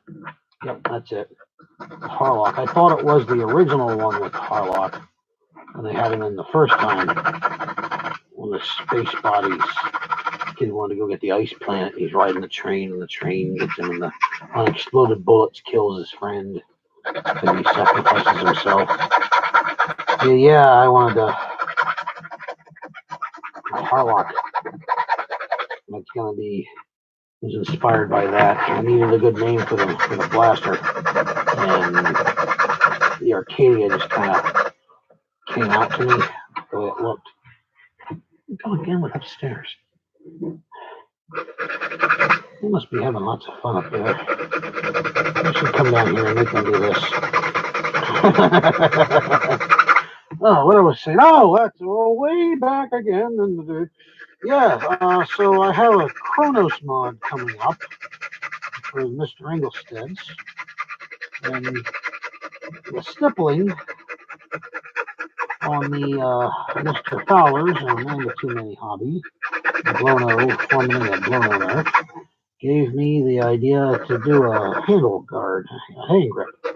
So I don't quite know what I'm going to do, but I know what I'm going to do. I just don't know what it's going to look like yet. It'll look awesome, I'm sure. Or I'll have to get another handle. That would be a neat thing to have printed, wouldn't it? You get those shell things for, we're obviously kind of doing it already. Because that stamp kit is kind of expensive. I know there's a lot of stuff that went into it. That stamp kit, there's things like the Kronos where the handle comes off. Why can't we get somebody design up another handle? Custom handles. And then you can put because we have the plates. Hawk, I did those plates. They're kind of cool to have custom handles with little things on them. Oh, dude, why? Brooke Brurfing probably knows what we're talking about the Cypher Sid video. I'm pretty sure of that. I'm going to say it once. And I don't like talking about it like that. It makes me uncomfortable. Spam. Yeah, I want a spam. Yeah, it was like $65, $75. And it's basically a Nerf handle. Basically everything but a handle. Timing mechanism. Kudos for using parts that exist. But I don't like the price. I just don't like that. Of course, then again, and don't nobody read into this. I'm not banging on Gavin Fuzzy for anything because he makes great stuff. I am absolutely guarantee sure that it is worth the price that you get a very fine and comparable product. However, I don't like 3D printing. I've gone on record as saying that more than once. I am not a big fan of 3D printed stuff. And if anything has taught me anything about that now, is I am more than right than ever with Worker taking a bunch of stuff and making it theirs. I mean, we thought the Caliburn was stolen, and we all band together to immediately rail Worker, and it turns out it was okay. It's okay. But before that, we also had Heath Hale's wrestler. Heath Hale's Uzi, and then the guy made that, and we jumped on him. Heath was like, "It's okay, it's okay." Everybody back down, right? So I know we can't really jump on Worker. We could kind of borrow their stuff and not work them, but my point is, we're putting our 3D printed files and things out there so we in the community can make better blasters and parts and do what we like to do and increase it. And the upside of that is it increases availability and stuff. I mean, when I first started doing this, it was all polycarb or nothing. Everybody, if you wanted something you couldn't print out a blaster, you had to commission somebody to make it for you. And there wasn't a whole lot of people that could do it, that could do it well enough to make it worth the money because shit wasn't cheap. Believe me, shit wasn't cheap. To get a plus bow or stuff like that. And we got the snap, which everybody can kind of build, but at the same time, these companies are now sourcing our stuff. And we know that they watch us, and we've had things taken before. We lost, the Caliburn went under, contract. That's okay. But then they had the magazine pop up that from the Hurricane that looks suspicious, and now the Pusher popped up, and that's bad. And all I can think of is the FDL is an open source now. I mean, that's something I applauded about the FDL was he didn't make it open source, but now it's open source. You can print one out, but you can you have to order the parts and the stuff like that. But it's not like these companies can't figure out what to do. I mean, watch it. We 3D printed open source files are not. They're a gold mine, but they're a gold mine for everybody. That's the problem. Everybody can use them. And I really hate to see people in this community get screwed out of their designs, even though they're nice enough to put them up there. And what it's going to end up leading to is people not putting stuff up. Or we need to create a way to make it so we can access it. But then that's not good to new people. And it all goes right back to the rise of the 3D printer. And the availability and ease of this is what happened. 3D printers and the ease of making stuff has caused problems now, and I'm not sure. And the damage is done. I mean, I think it's going to get worse. I love the fact that everybody can build stuff and get things done the way they like to, but at the same time, I just don't trust 3D printed parts. How did I get started on this? I'm starting to ramble because I've been doing this for nearly 2 hours. Oh my god, almost no time has passed since the last time I looked at the clock. Oh, that's brutal. Yeah, this is a riveting stream. I watched it go from 6 to 4 to 8 people. This is not a highly interesting thing to watch, I guarantee it. Watch me file. Oh, I should be working on the internet blaster and getting that thing done. Who puts holes in things? Chocolate. Chocolate. Ja, I'm out of chocolate. I am eating chocolate. What's this chocolate?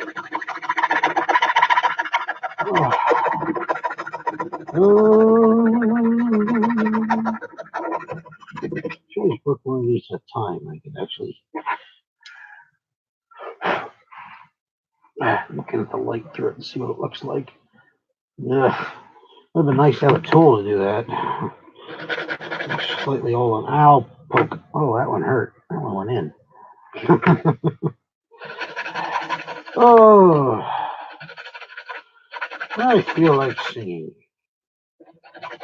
Too bad for you. Alone I sat until the day has come. And then, hold my hands. Hold my hands. We're two in the bush.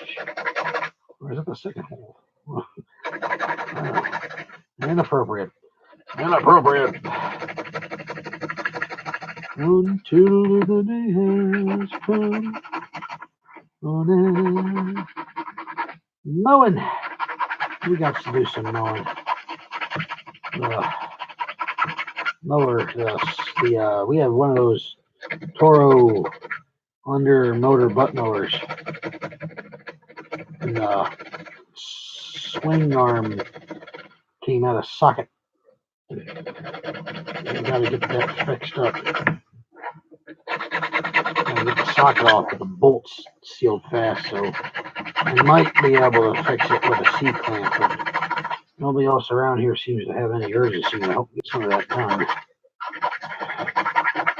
I don't want to do it by myself. I'm not a mechanic. Concentrate on getting the outside shape right. That's all I have to really do. It's kind of a bad idea too, because they're kind of now inconsistently shaped. Oh, U.S. astronaut themselves for Monty Python stuff in the tricks because I stand British. Oh, British stuff is funny. It's Monty Python. Okay. My fingers, I swear.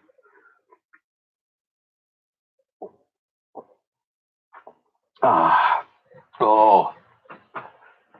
Thank you, Pottsville, Pennsylvania.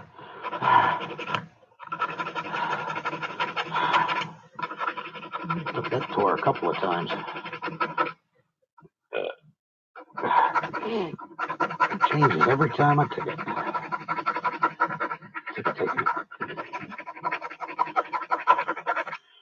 It turns out if I go slower and take my time, they look better.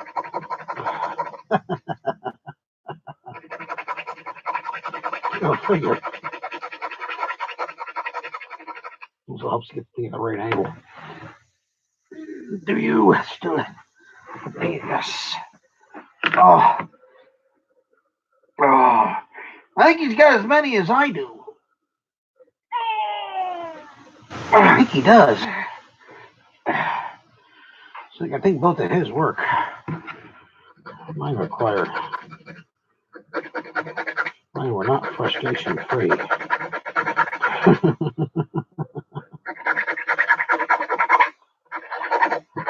I get those working, at least one of them working between the two of them.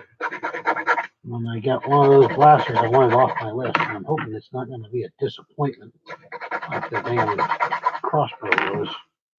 I can't wait to have that going. That'll be fun. One of those ones I always wanted. I saw a kid at a war, I think my second or third Nerf war, he was selling a bunch of those, and I knew if I didn't buy one, say that in my best Christopher Walken instead, and I knew if I didn't buy one, I'd probably be looking for one for the rest of my life. So, like an idiot, I let it go. I passed. And the opportunity never came around again until recently. And my buddy Rodney, I had some. It was a really bad Christopher Walken. I started out pretty strong, and then I lose it. My buddy Steven at work, he did a really good Christopher Walken. He used to sing stuff, which was funny. Sing random songs at Christopher Walken. Sesame Street was a killer.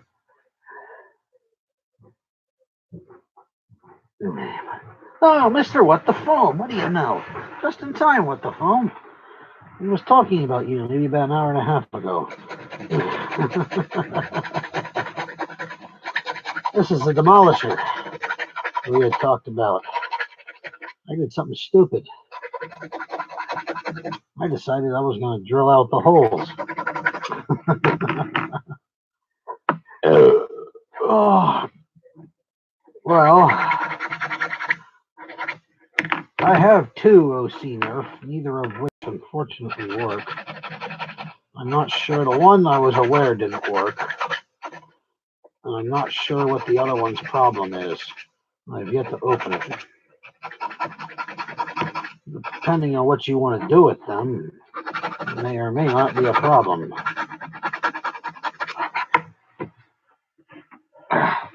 I do have to admit I need to build one up myself for my serviceable use.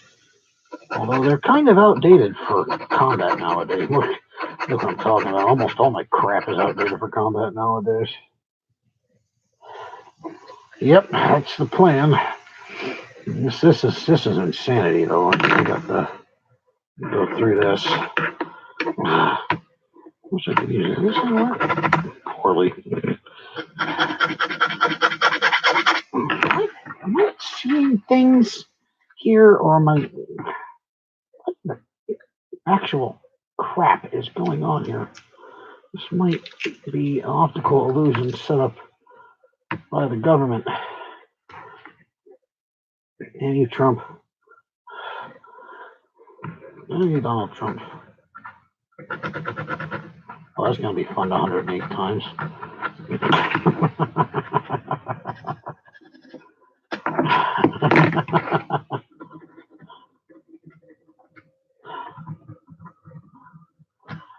Yep.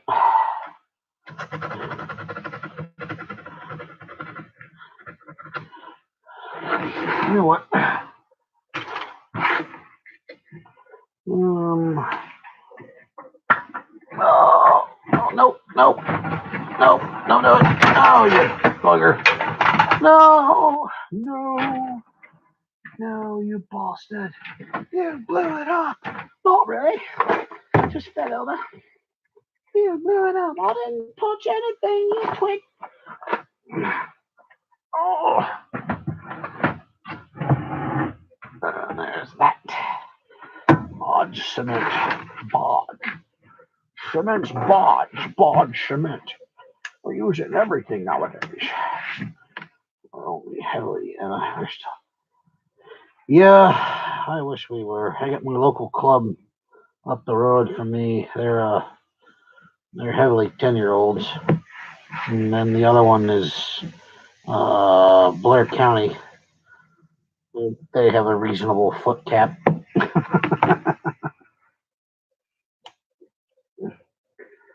You know, it's probably easier to glue it before I do that. So, you know, I don't make.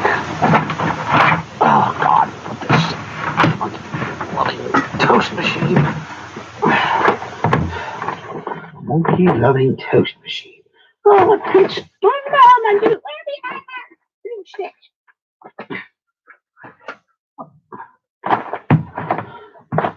Let me almost sandpaper. Oh, crap in a hat. I don't know where my other things got to. We had some of those nail file things too, and those were really useful. They disappeared. Can't use that. Past 8:30, I'll piss somebody off. Probably the guy that lives directly above me. Sleeps directly above me. I say, well, excuse me, see how he gets up at like 6:30 in the morning. Let's do a 220 or something. Just a van again. What else we have? Yeah, we're only doing 220. Did you vent it or something? Seems awfully low for a single Titan. Of course, then again, back in the day, we never really had a chronograph for a single Titan, did we? We just did what we wanted. Devil may care attitude. Devil may care nerve attitude. Huh. What if one that has the example of what I'm looking for? That's a problem. Like that one.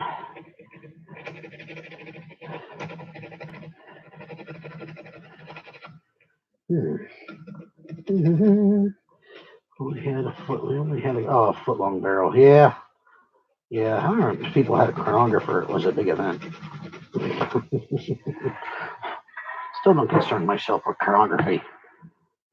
I'm more concerned about range. Although it is easy to, stop somebody's blaster if it's a quantifiable number that's easy to deal with. I like that word. The problem is I got this little lip in there, and I'm wondering how much of an optical illusion it is, and how much is actually holding on when I do this with the file. Because there's right where the mold is, it's trying to get up against the edge of the plastic. See, I can see it is here because I'm hitting it. And I don't want it there because it looks bad. At the same time, when I paint it, you're probably not going to see it. But I'll know it's there, which is a problem. Because that's in the short barrel, that's what my cannon suffers for. That and the fact that the pump isn't ever let it get to full speed. Yeah, that's what the cannon suffers from.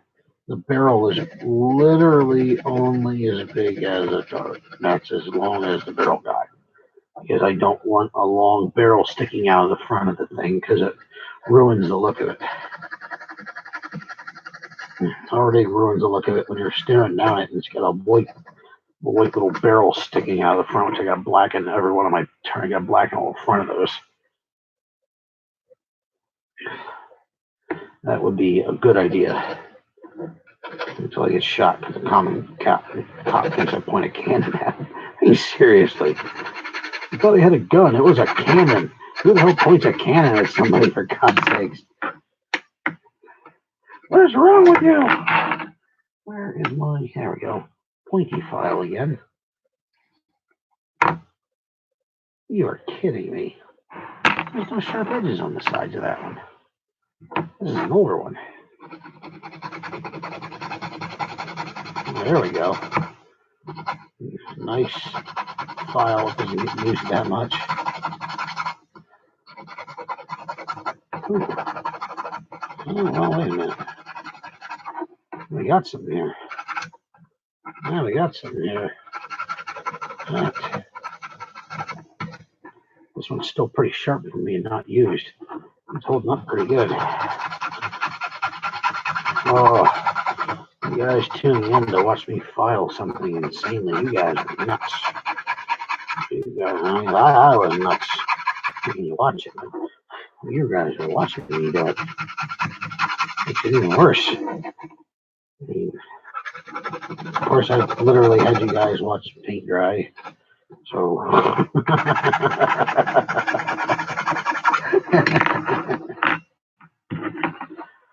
oh God, stories of the old days. I remember my first war. Showed up with my long shot, which is still jammed from 5 years ago. I really can't get it open. God knows what the internals are like now, huh? Probably shot. So I couldn't get the only thing I had done to it was a better spring, and that was from literally took out the stock and put a big bad bow in it. And I thought I was doing pretty good, and I get to the war and I'm literally getting overpowered and overshot. I mean, and that was back when the single long shots were a new thing, and they were all done with piping. So I was amazed. I didn't even know what a Stefan was. We were still putting BBs in our darts. Give them some weight. They'd fly better. Single night finders were terrifying because they had range. We didn't know how to take advantage of what we had yet because it was just getting started. Now I have to explain this stuff to an entirely new generation of children. Don't give a rat's ass about it. Because they can go and buy a brand new blaster and buy a bunch of crap from online and build their own thing. A single well-placed shot doesn't mean squat anymore because you have Prometheuses everywhere. It's just hork rounds. Bulimic death. Horrible, horrible things. Horrible things. Someday I'll probably have a Prometheus. First one or trade for one.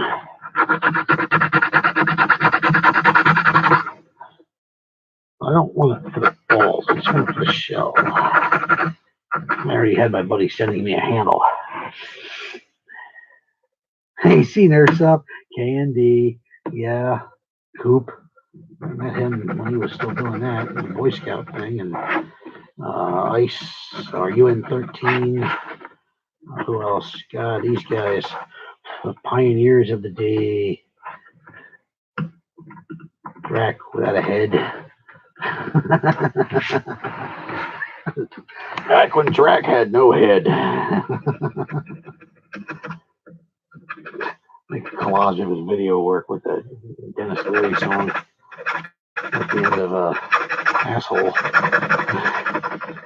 Well, you can think we have no more heads. Oh, we have no heads. Oh, we have no heads. They come over here and they take our land. You know, what was I thinking the other day? I just remember seeing somebody. I was at a war a couple of years ago, and I was looking at this, what once was a quad shot, trying to figure out where I saw it. And then it turned out that it was one of the 13's quad shot, but we took the APOC and took a nosedive on. I was amazed. Oh, a damn piece of vintage Murphy history kind of there. I mean, that was something to see. On Nerf Haven was mildly strong. Nerf Haven turned into what I always thought it was going to be. We didn't have Facebook and all that stuff back then, so it did its best job.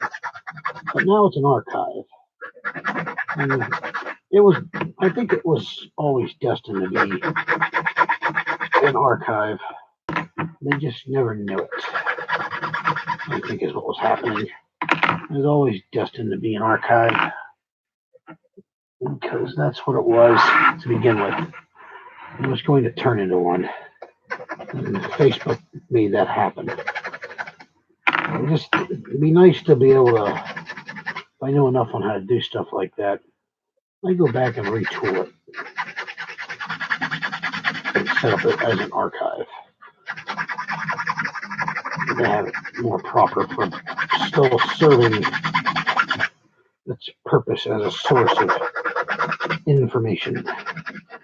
That's what it is. There's a lot of that stuff when I did, you can't read it anymore. Yeah, that's exactly what I was going to say. And that was because they didn't have the storage space to keep a bunch of photos on the stuff, because it cost them money. I mean, I nerf with. I mean, my first nerf group was Jersey guys, and I was LGF. I nerfed with the LGF. I think they used to call them the Royalty, and the Wonder Twins. Oh, those guys are scary. Van. Yeah, Van. Perfect Van. Wonder Twins. Yeah. Those guys are scary. It's good to see them come around. That's why I like APOC every year. It's the only time all of us old guys get together. It's fun to watch. Think about the time we've been going and working with all of us guys get older. All the kids show up and they nerf more, and the more I show up, the more of us spend more time sitting on our asses. Talking about nerfing. It's so funny. Well, I've always said the hardest part about nerfing, the most difficult thing to get nerfers to do, is actually nerf. You get a bunch of us together and everybody just wants to talk. It's honestly always been my favorite part. I'd love to get out to Armageddon one of these days. That's Langley. It was let's see. I remember that way back at a war. No, it was the Jersey. No, it wasn't the Jersey one. It was a random war out here in Pennsylvania. Yeah, that's where it was. Out here, one of the first ones we had at this nice park called Wood Duck Park or something like that. So actually, I want to host some myself if I ever get off my ass and actually do something about it. It's a great park. It's way out of the way. It's quiet. It's down by the river, so it's usually pretty chill, literally. It's split into 3 areas. They're all pretty just good enough for nerfing. One of them's a little lackluster. It's on a hill at 3 different angles, and tree cover's kind of weak, but it works. And, it all stopped off at Burger King. It was literally the only place in this shitty little town to Wormleysburg. Only place to get something to eat. My buddy Matt didn't get to go to this one, and I felt really bad because you sit down and start eating, and some new kid asked Langley a question or something like that, and Langley told us the entire history of how Nerf started on both coasts, to what they started with in Armageddon versus APOC, and how they both got into each other with that, and how it's always been some kind of, started off as a joking rivalry between each other, which was fun. I wish to God I could remember the entire thing. I was just sitting there enthralled, thinking, wow, I'm actually hearing the history, the oral history of our hobby being passed down from one generation to another. It's the history of our hobby. It was funny. What the heck is the other part of that?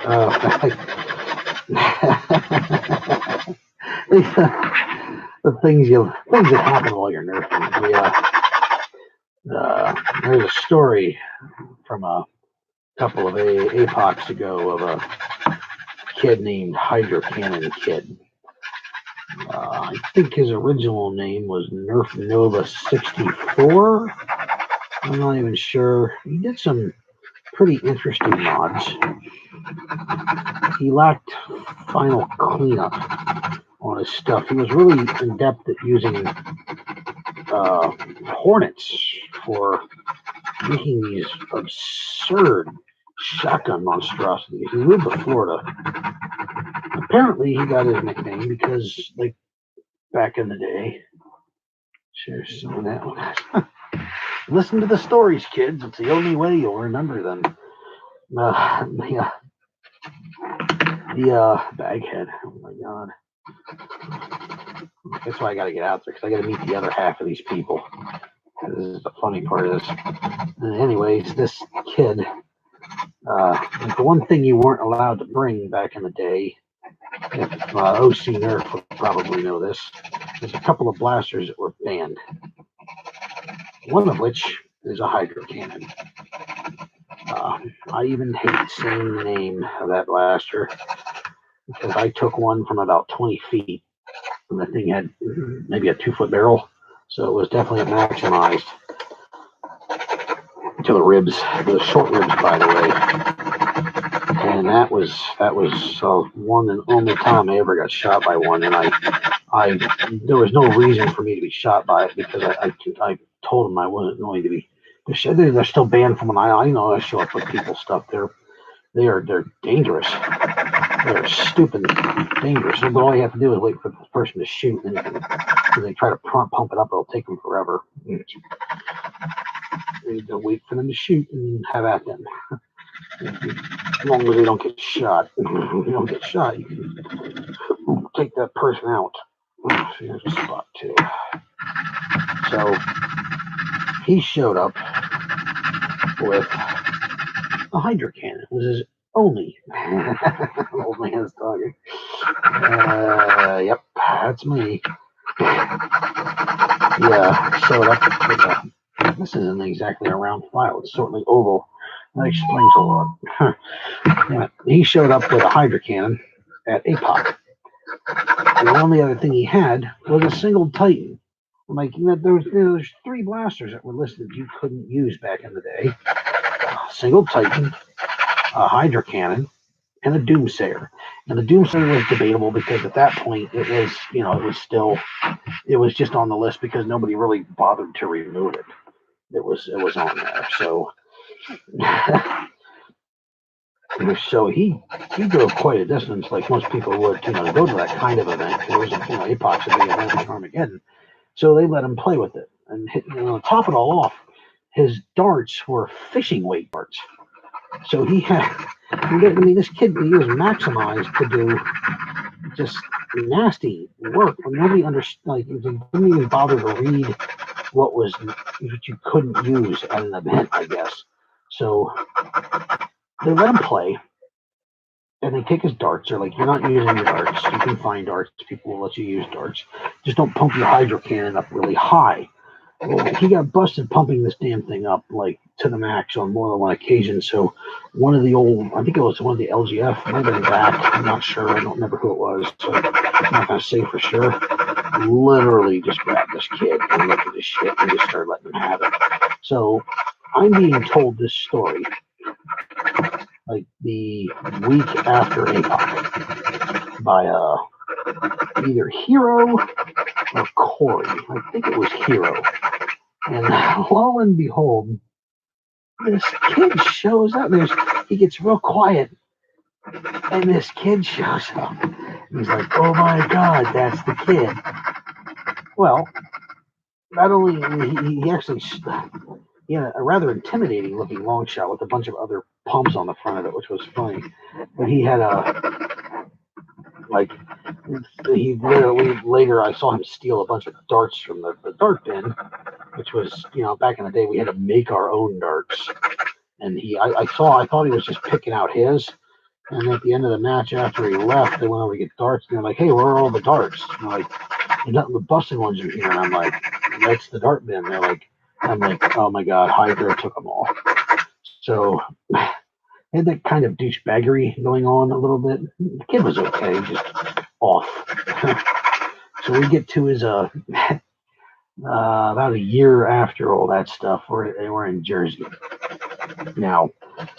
He shows up, and I talk to him. The kid's pretty cool. Kid's all right. He's just it's just one of can't really talk forever because I didn't know him too well, and he wasn't he kind of douchebaggery overlit, and he ends up Langley keeps trying to figure out what his damn name is. He can't get his name. He's like, it's Nerf Nova. He goes, no, isn't you the kid that brought the Hydro Cannon? He's like, yeah. And he's like, they kept calling him Hydro Cannon Boy. And he finally got sick of it. And he looked at my buddy, and he's like, he finally pulled his phone out, and he's like, damn it. He goes, hey, you have smartphones were a new thing. He goes, yeah, give me your phone. And he took his phone and he jumped on the website, jumped on Nerf Haven's site, and changed his name to Hydro Cannon Kid in front of us. And I remember standing there with my buddy Red and my buddy Matt, and we all looked at each other and we're like, oh my God, we were here when this happened. The power of the Atkins. Probably doesn't mean as much to you guys, but to me it was a damn riot. One of those things you saw it. I was like, oh my God, what is up? Oh my Gears? Was it Gears or somebody showed up with a Malzuka, which was really cool. The first time I think anybody had seen a Malzuka. The batteries were low. I can't remember. That was a great war too. I missed that war. That was a fun one. Except for the bathrooms were locked in the park, so everybody peed on the door. Had to pee. Took a while to go pee. Lieutenant Dan almost crapped himself. Twice. I miss Olio. It's interesting to see how people just kind of drop out of the hobby and disappear and go away. You kind of see them and go up and back. Like earlier, Gears was on here. That guy, I haven't seen him in years. I really miss playing with that guy. He was a lot of fun. Very cool kid. He turns into a terrifying monster when you put a Nerf gun in his hand. I watched him grab, I think it was a young craftsman, throw him on his crowd and just run across his back because he was in his way. Didn't even remember doing it. It was the year my buddy the smoker showed up. I called him the smoker because he had cigarettes in his mouth constantly. Nobody bothered to ask his name. I guess that's how you get good nicknames. All of us are lucky enough to be blessed with good ones, though. Although I am a firm believer that a nickname should be something that you hate or causes you some sort of displeasure, and then you own it. And after that, it becomes you.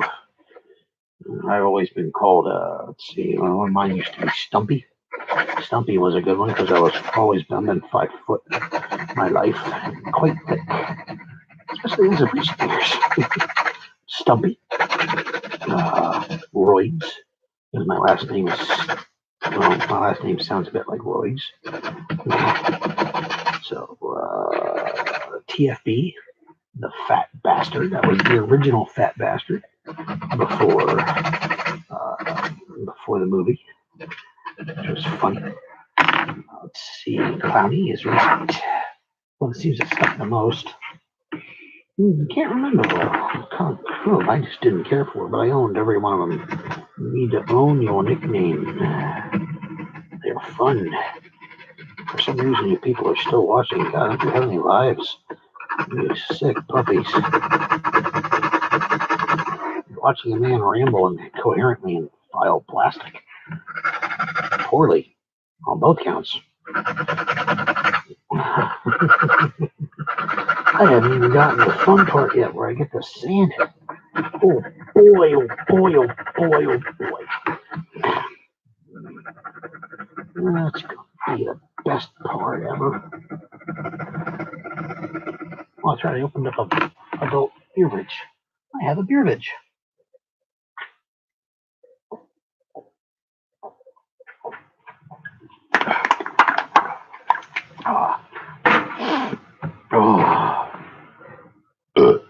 Excuse me.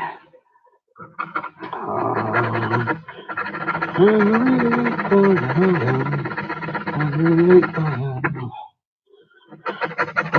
been filing along at the file more and more. This was a bright idea. I'm so freaking dumb. Should have never attempted this. Where the monkey twat? There we go. Live chat. There we go. Gibberish. Here, gibberish. True gibberish. Space madness. Will he be able to resist the temptation to push the button? The red candy-like button that beckons him ever closer.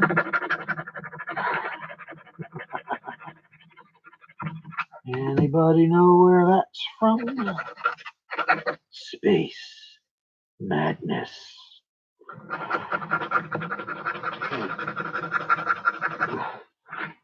My partner's trying to kill me. My candy bar! Oh, he's trying to take it from me.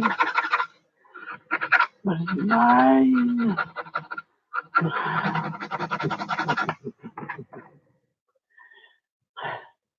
Breathing hole. Don't you know it, baby?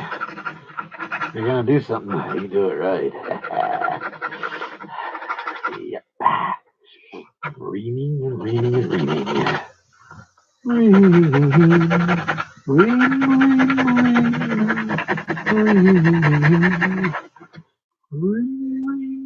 I'm still having to deal with that weird optical illusion that keeps happening.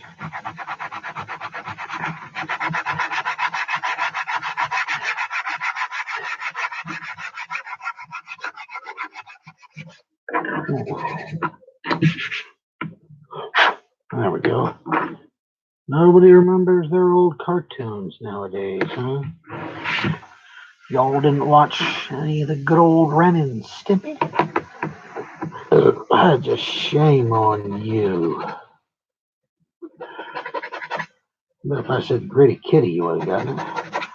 Gritty Kitty. Oh, sir. I don't like it. Sir, I'm a real horse. And Stimpy's Cartoon Party. Originally premiered on UHF. No, not UHF. What the hell was it?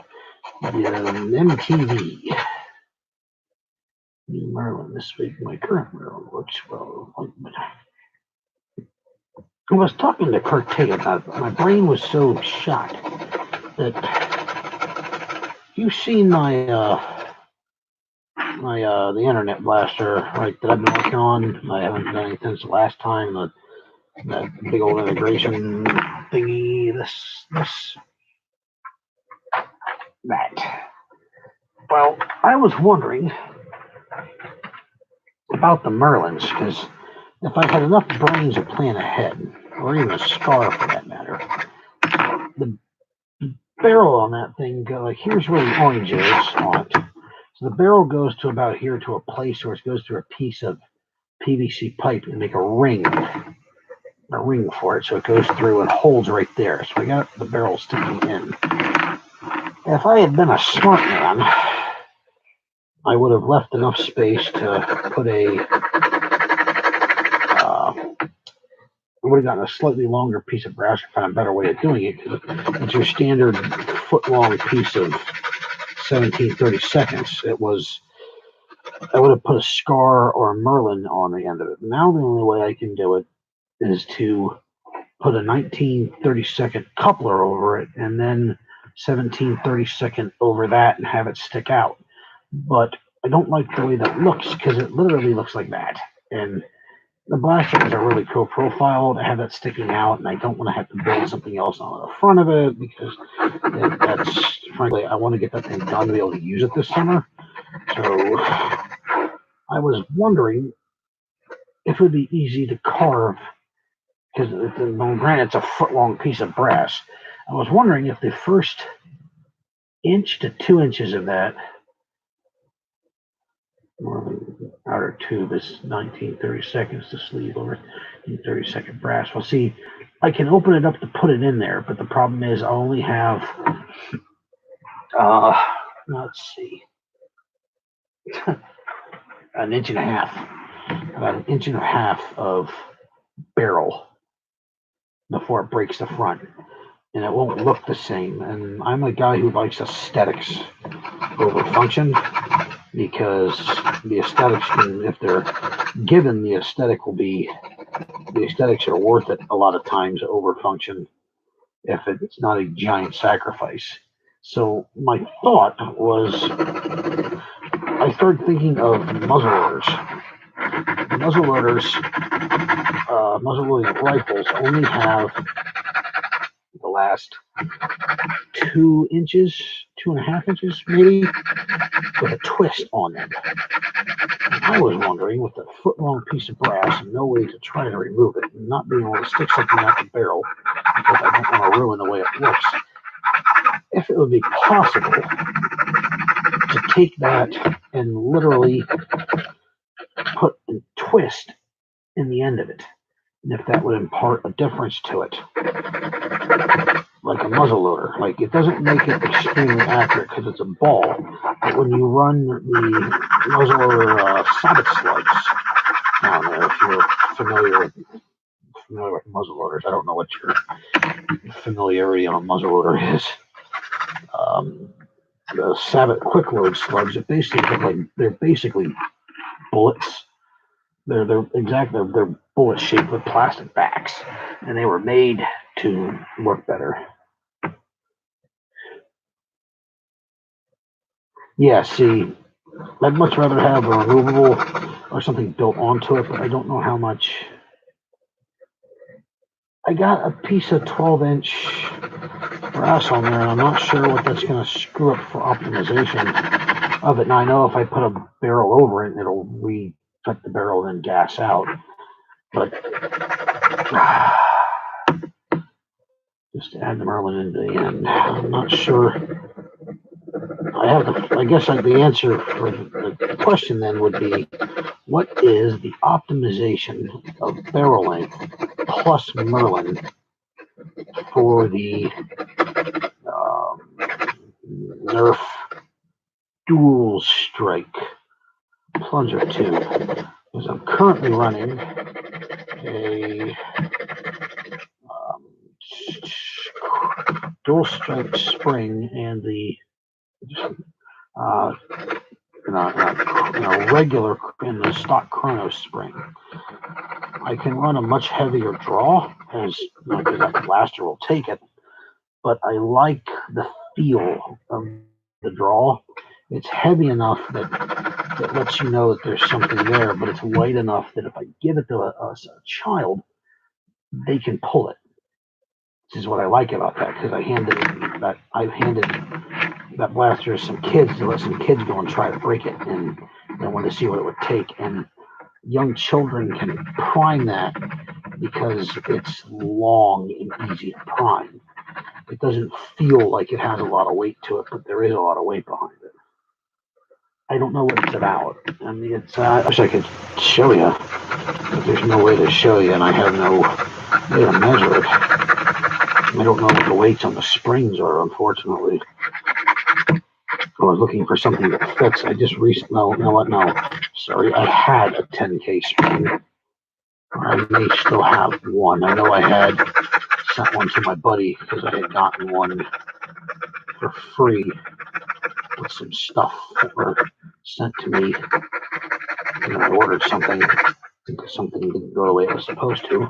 But I got 2 10K springs, and one of which I sent to my friend because I needed one, and it got the package went to the wrong place. They were kind enough to return the worker Hurricane, which you guys probably saw the post about that, but the springs and all the rest of the stuff that was inside the box was gone. It's okay, there's a small Nerf community right there. I'll screw up and open the mouths. I'll find out who it was. and I will reclaim what was mine and hand it to my buddy because it was his. And I think the Kronos is about 7. So, and the stock is another 2, 5. So it's about 8, 9. I don't know. See, I haven't experimented with a lot of. The only other springs I use on a daily basis is like a K26 and Nerf, and 4 Ace 49. My 2 standard springs because I build a lot of pistols. This was an experiment into building something stronger on a shorter base. But I need a short dart shooter that does single darts accurately, which it shoots nice and straight, by the way. It does like workers, but I'm not. Could go with a 9-10 inch barrel plus 2-inch Merlin. That would fit right about. Same hole. That would be. That might be it. I'm not sure. I'm not sure though, off the top of my head. Can I get that out?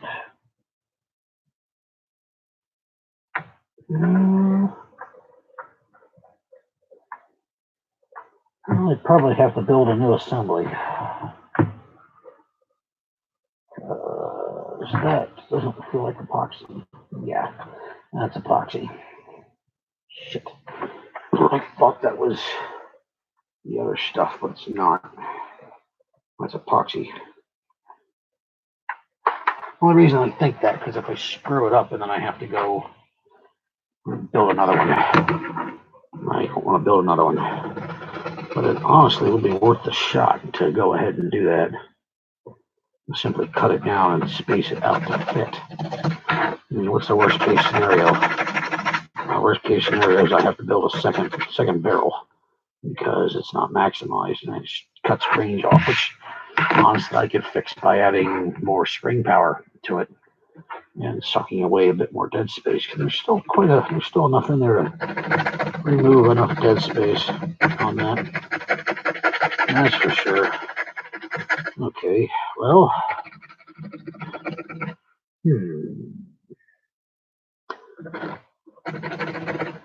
I'm gonna have to think on that. Of course, again, I can always build a second thing. Is there a guy for crap? You know what? I was gonna ask that.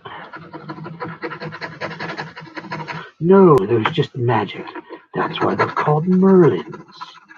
Because they're magic. Magic! Magic! So magic!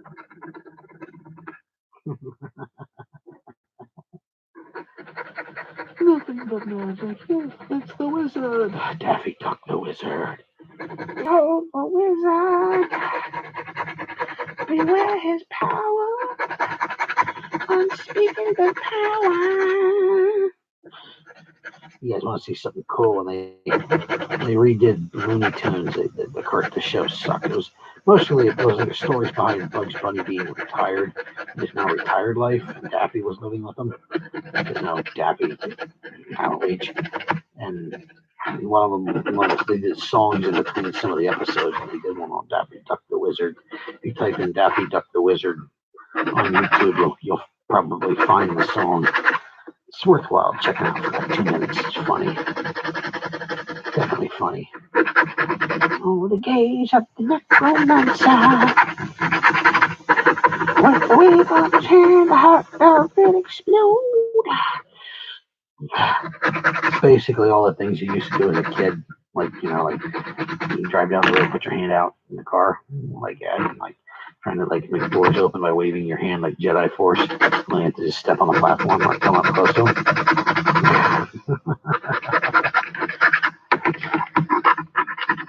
A couple more hours of this and I'll be done with one of them.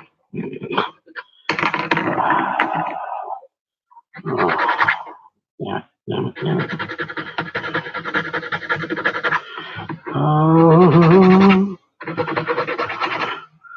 Might be getting time to hit the old dusty trail as far as the internet goes.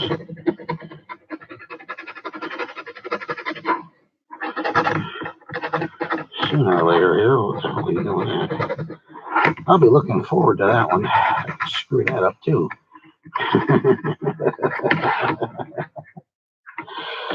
Learn how to make a mill and screw it up. Does it age backwards? Because Marlon ages backwards.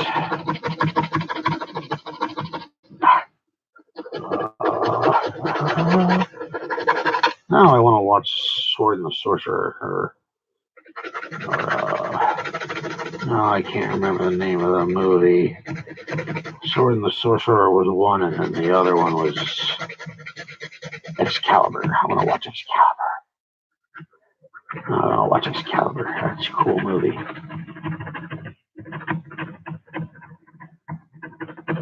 Scratchy, scratchy, scratchy.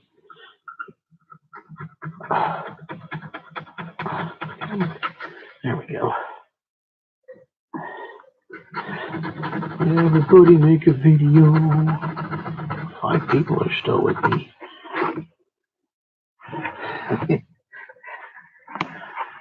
Daffy Duck the Wizard. You won't be disappointed. Well, you will be disappointed if you like the old Looney Tunes, but still, it's something to watch. I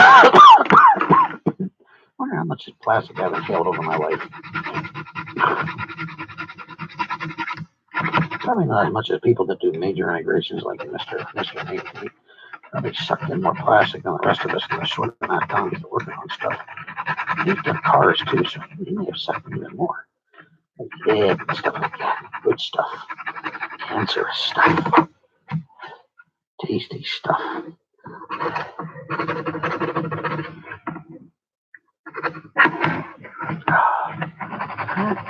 Look at this. Problematic. Find us on Death by Nerf Blasters. I don't think I did Death by Nerf Blasters. I think I might have to check that one. I don't think I'm on Death by Nerf Blasters. There's so many things by Nerf Blasters. Death by Nerf Blasters, Nerf by Nerf Blasters, Worship by Nerf Blasters. It's awful. Oh yeah, movement upstairs. Rats. Oh. So it must be slightly quieter now. It's past 9. Luckily, the other bedroom is on the other side of the room. Doesn't matter. I'll be most likely cutting the string here a little bit. I want to get like more of this one done. Proteus Forum. I thought he did the Sniper Community one. He probably does that too. So many different forums. So many forums. So many people to yell at. So many noobs. Well, the outright.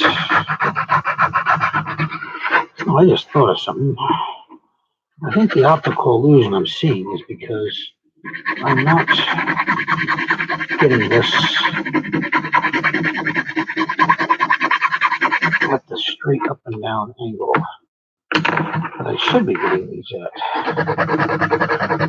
So some of these are getting funny. I should be carving them.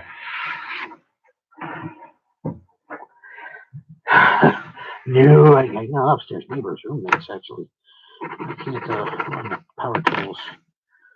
I mean, I could. I mean, yeah, I really could if I wanted to, but that would be inconsiderate. I don't want to be inconsiderate. I like the high road of consideracy, even if it's not always returned. Story for another time. Oh, I forgot I had this pile. Again. This was not packed with a bunch of crap. Sad to see the Butter Blaster banner go. The Butter Blaster banner.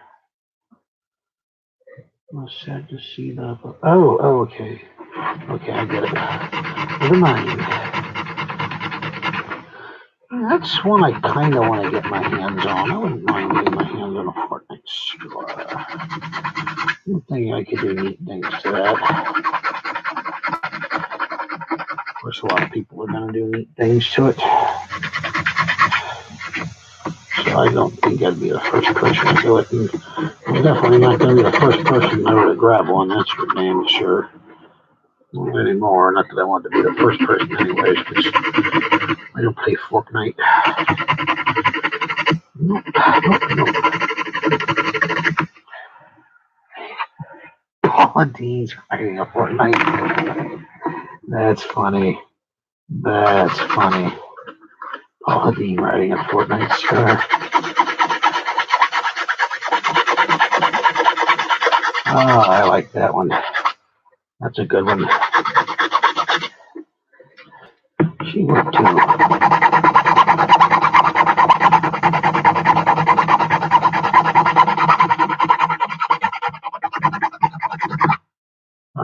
I went a lot faster on that one. I'm trying.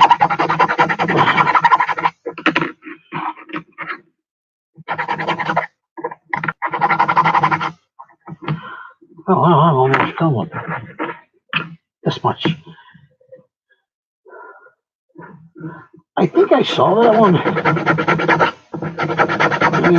think, yeah, it needed to be 4K in style because it was big and bulky.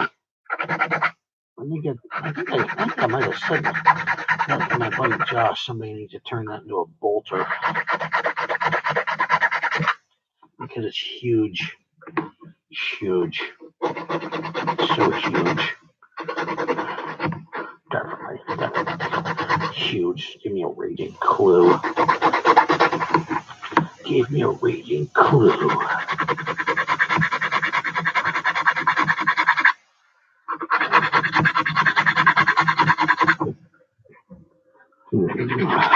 don't know why we don't see many mediators for bolters. You'd think a mediator would make a better bolter. Not a mediator,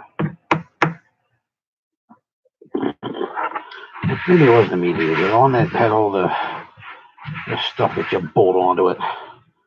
The strife that had all those extra parts. What the hell that one was called? Maybe that was a mediator. I don't know. You guys will let me know in a minute. I'm pretty sure that one would have made a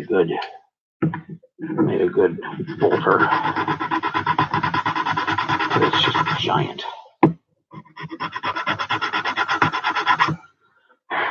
There we go. Some shape on that thing. Short rampage. That was the one that was the strife with all the bolt-on shit. Sold in a giant package. It wasn't a strife, but it was a strife.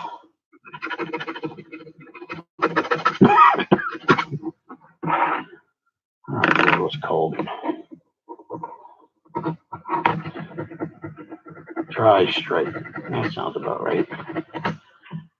Yeah, that was pretty big. If I remember correctly, that would have made a good bolter. Bolters are supposed to be big. Get that size right on those things. I guess it'd be easier to do on a strife, seeing as how they keep making strifes. At the same time, I have a lot of love for that modulus. That's the one. Modulus. The modulus. Fraudulous. Nerf fraudulous. Oh, this is suck. Oh. Strifoid fever. I got strifoids.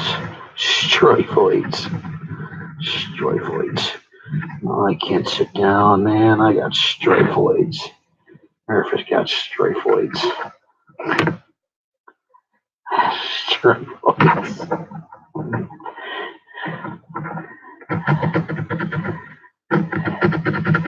stampede pistols. Oh, now you're talking about stuff by like Darth Rambo. He made that. What was it? Damn. What the hell did he make? The Vulcan pistol. Darth Rambo. I remember that stuff. God, those were funny. Back when Germ was still doing videos, people don't even know what to make it go is.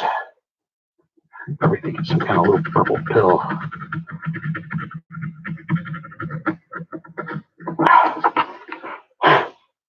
Just gotta do that 104 times. I gotta do it the other way. Stampede 3D print file. It's huge, huge. Yeah, you know what? I'm interested to see what they're gonna call iconic. And they had better put a Maverick out there, you know. They had better put the Maverick into the iconic blasters, because that was something that made them their whole end straight line. That's what started that whole crap. They need to get that, so give the Maverick its due. That needs to be done right. They need to fix that out. Definitely, it's interesting to see them release that again, though, with the performance of how the performance of the new ones is coming out. And they released the Maverick, kind of the iconic series. I'm pretty sure they still have freaking warehouses on them somewhere. You still buy them new in box at Dollar Generals and things like that. So I mean, it's not like they're going anywhere anytime soon. That would be great. I think there's a low probability, though, of anything old coming back like that, because that stuff was just, I mean, back in the day, that was some wicked heavy stuff. I know air restrictors and stuff, they have to retool a lot of them. Something tells me they probably not into doing a lot of that. They probably simply want to see what they can print out or empty their warehouses out of. So I wouldn't be surprised if we had Raiders show back up, honestly, on the Rampage. Probably another Strife. Raven might get a re-release again. That would most likely happen. It seems like something they would do. See a Raven being re-released. Just trying to think of blasters that were kind of game-changing.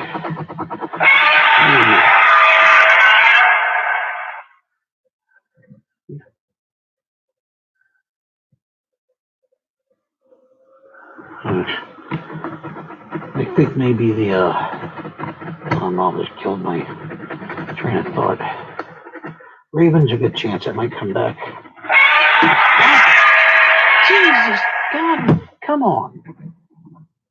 Put your thoughts in one thought. You're going to text it to me. Hate that. It's a pet peeve of mine. I probably got another one incoming. Where was I? Imagine bringing something. It was Tokyo, yeah. It's actually from the newer versions of the Godzillas, like Tokyo SOS. So you guys are pretty right there. Barricades. Yeah, that thing is extremely loud. That's like way turned down too. I don't know why that freaking sound is so loud. It doesn't matter how much I turn that down. It's just loud.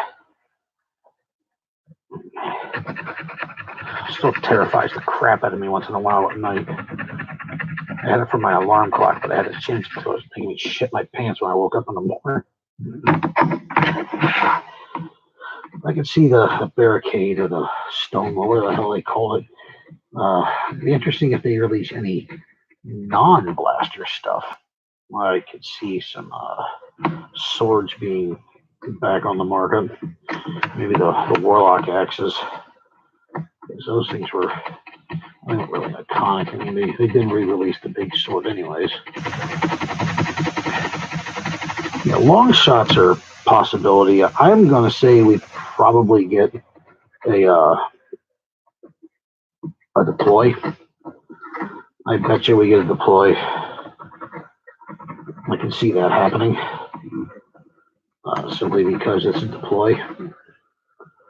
It's something that's kind of cool. I would laugh my ass off. I'd die. I'd die laughing. I'd die laughing a happy man. The Crimson Longshot came back. It'd just be funny as hell. I love seeing stuff like that. Nelson. I used to have something by Rob Zombie. Oh yeah, why not? That's just to see that devalue everything. Great. Hasbro teaches us all a lesson. Don't fuck with Hasbro. I used to have the opening to Rob Zombie Thrust on the opening on my phone, and the opening of Thrust starts with something in Japanese. I don't know what it was. I just thought it was kind of cool to have the guy scream it, and then it went into like a minute and a half of Thrust, because it's one of my favorite zombie songs. And it went off in front of a customer, and the guy just looked at me like with this disdainful look. And I'm like, what? And it didn't dawn on me like a half hour later. Maybe I should check to see where the opening of that was taken from. And apparently it's from Orokosuki Doji. Legend of the... Okay. God fucking damn it. All sounds off.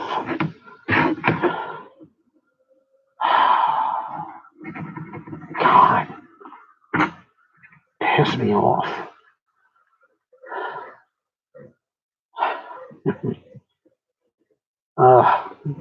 I have never set that up yet. Never got on the bench. Still debating that. Yeah, but it was originally from Orokosuki Doji, Legend of the Overfiend. And if you guys know anything about types of anime, I think borders on hentai, and not in a good way. Actually, I think it might actually be listed as hentai, but it's pretty violent for back in the day of what it was, and graphic as shit. So yeah.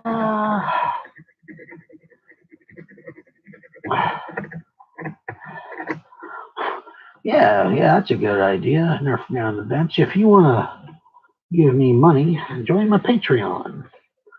My Patreon isn't just for me, it's for everybody. I use the Patreon. I only got a month through it, and I've got some of the stuff backed up and got some parts and things coming for charity stuff. Part of this too.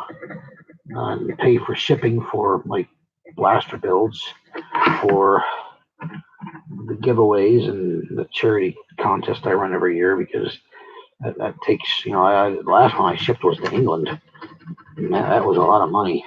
I shipped that freaking box out. That hurt. That was, I don't have a job. Still living off what's left of my 401k. Just getting low. Trying for disability, partial disability at this point, which is hopefully going to happen. I doubt it. First, I have to get Medicare. After I get Medicare, Patreon.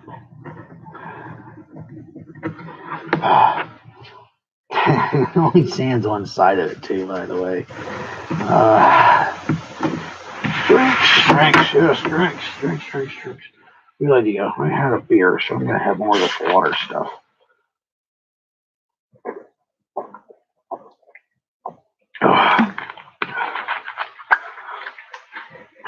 I could have more beer. I actually have 2 or 3 next to me right now, but I don't want any other thing for me to say. I'll tell you that much.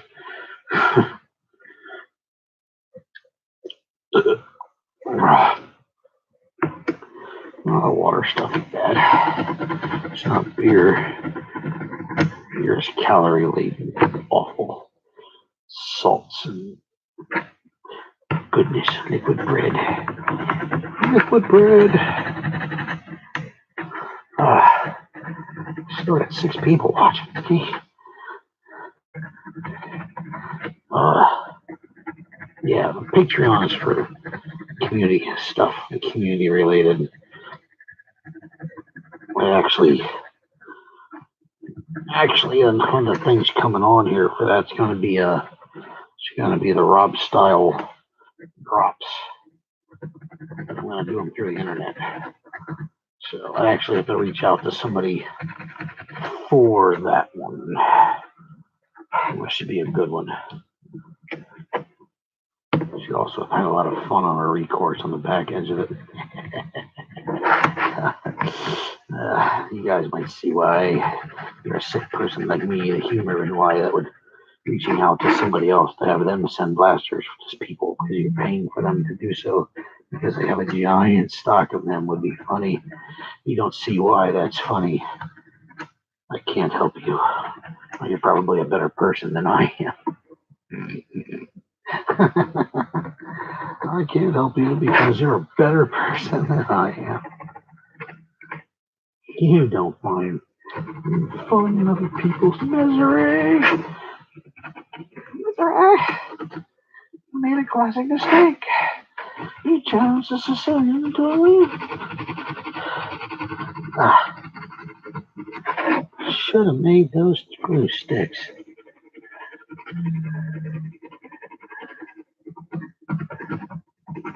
It's better than being paid by YouTube.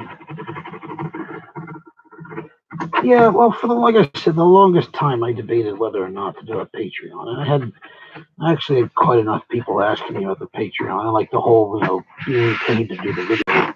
I might do that just for the $2 or $3 that I might possibly get, so I could buy a soda or throw that as for stamps or something. But I wanted to do something different with my Patreon because it wasn't like I was going to get a whole bunch of people. And I thought it cool to, I wanted to do something good with it. And I figured that wouldn't be a bad thing. Because I'm not, it's not like I'm Drac or Walcom or Fowler or Coop. I don't have, well, I don't even have 2,000 subs yet. I mean, I'm listed as it, but because I'm close. But I don't have 2,000 subs yet even. So I figure most of them are like, I get maybe like 20 people that do the same that reply all the time. So it's easy to do. Yeah, see, if you're doing the whole YouTube for your money, you have to kind of, you have to literally put in a lot of effort into this nowadays. I guess I could do the effort, but at the same time, I kind of don't want to do the effort. I'm not a review. The only thing that would be nice about it would be getting enough money to buy some of the newer blasters when they come out, so I could do reviews. But I have a bunch of AccuStype stuff sitting behind me that I bought and never touched again, and I have no need for any of that stuff. And I wish I had closer friends in this community geologically, because I would buy one and then ship it to Griever and then ship it to Shade and ship it to Beaker, and we all could benefit in reviewing just the same one. It would be nice to be able to split up that cost and review the damn things. Like a blaster exchange. And I had tried to find a way once to do like a blaster exchange program between people to review stuff, but the problem with it was people.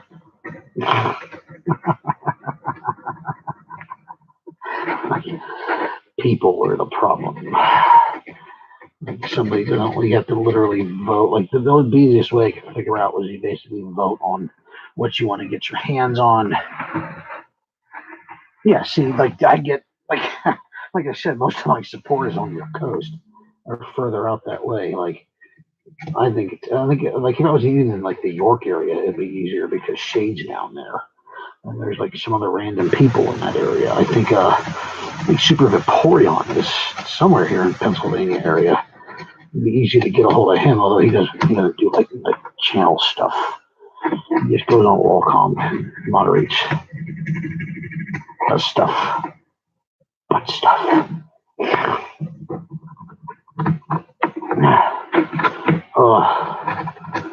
Soup there, yeah. I'd actually like to be closer anyways, because you guys seem to have a much more active scene out there. I always wanted to think maybe I wish I kind of lived down near Georgia area and stuff, because there's, the CNCs down there, they're pretty active. I can't get a club started up here to save my ass. And the local one is nice guys, but they're a little young, and it's I want a little bit more competitiveness to the club. And I like playing with them. Just a lot of young kids, and I kind of feel bad when I draw down on them with something that is honestly still within the limits of what they posted, and they just don't. It's kind of 125 feet per second to 130 feet per second still is a lot to a 10-year-old child, or younger, because there's quite some in there. So it makes it kind of hard to shoot kids. Even if I don't take the tag out, I feel like an ass because I got tagged. So kind of rough. Your artsy mod videos are better. We'll stop no more. Yes, but reviews. Is kind of reviews are always like bread and butter things. The artsy.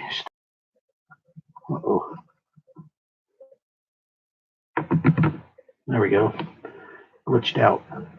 That's where reviews come in handy, because reviews can, even if you like doing things like say like Exile and guys, or Spencer Davis, who does really cool stuff. Like it would take 2 or 3 months till another video came out, and he's like, "Oh, I remember that guy."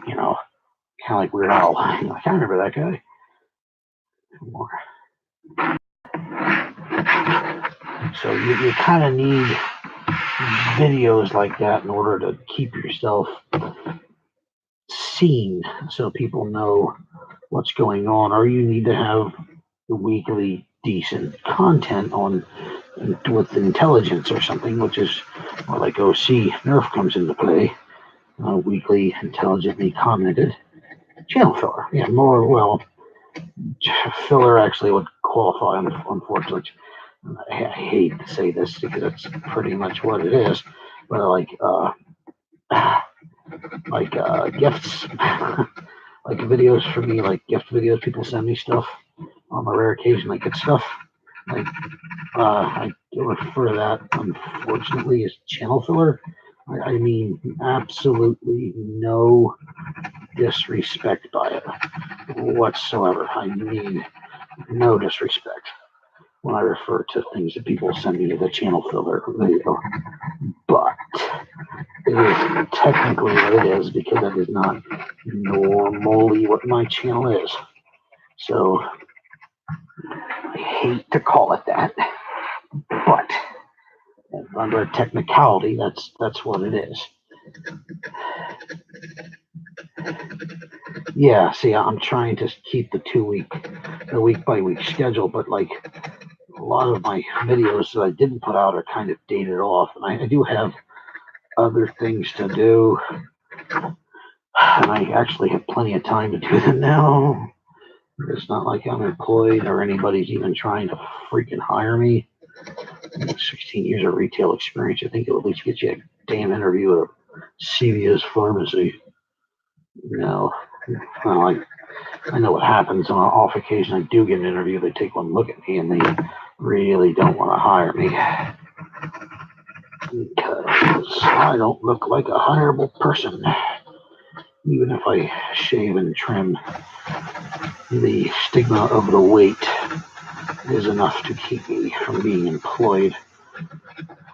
Actually, I got a job for a little while, a job of doing dominoes, and then I realized that wasn't going to be a good idea because I might have to deliver to a bunch of third students. My actually was ghetto. I actually literally was hired into the ghetto, and I turned it down because I went and took it where my delivery area was going to be, and it was I didn't want to be there.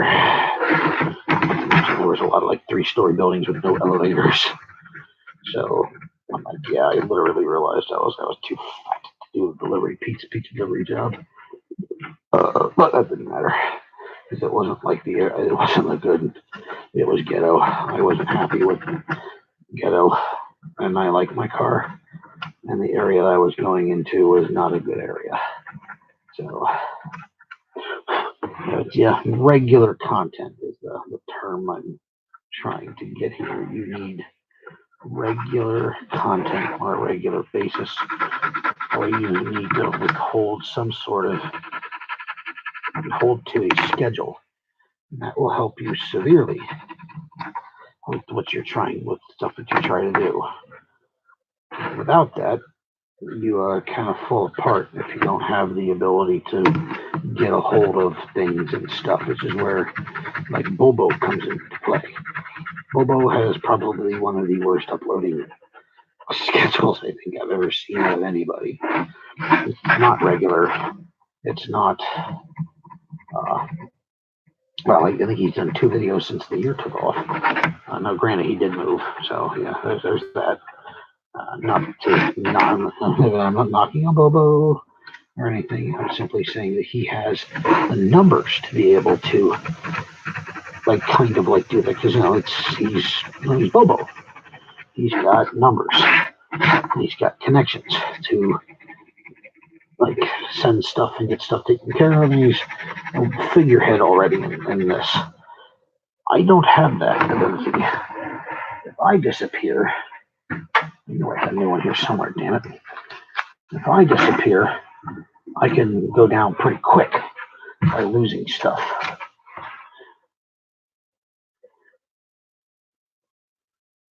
You put a fan in the grip like a bowling alley hairdryer. I would if no. Oh, you mean this? No, I can't. I was actually going to put a 3B in the in here, but it's going to be a bit more work than I thought because you can't just kind of put it in there because of the release of the 3B tank is comes out right where the magazine well is. So that creates a problem where the pull pin is. Even if I drive it back in there further, it's still kind of in a bad spot. And I know how to fix it using a few random plastic bits and actually what do they call them? A mag release. You can use a mag release from, I think it was a Raven, I think, or something else. One of those mag releases, I can use that to get it in there and fix it what I want. Unfortunately, it's not going to be time conducive. So no, this is simply so it looks through. This was, like I said, a really interesting but time-consuming and ridiculous idea to do something like this. Because this is only the first one. I haven't even done the second one. The second one's only drilled through. I haven't done the second one. I need to do the second one yet. And that's going to be a nightmare. Because I have to sand this side yet too. Both these sides need to be, everything needs to be fixed. Everything needs to be sanded.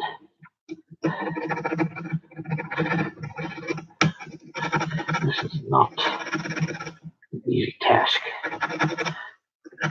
Should have went with a wash. It's not good though. But good enough. And probably the inconsistency of the holes Probably going to have to give this thing a bit of a rough paint job to make it look like these holes deserve this sort of treatment, so they don't look like mess.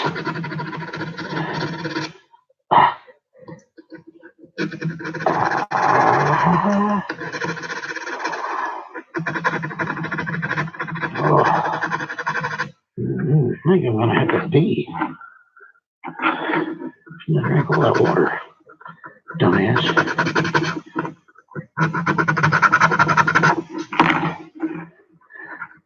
Right? What goes in must come out. What goes in must come out.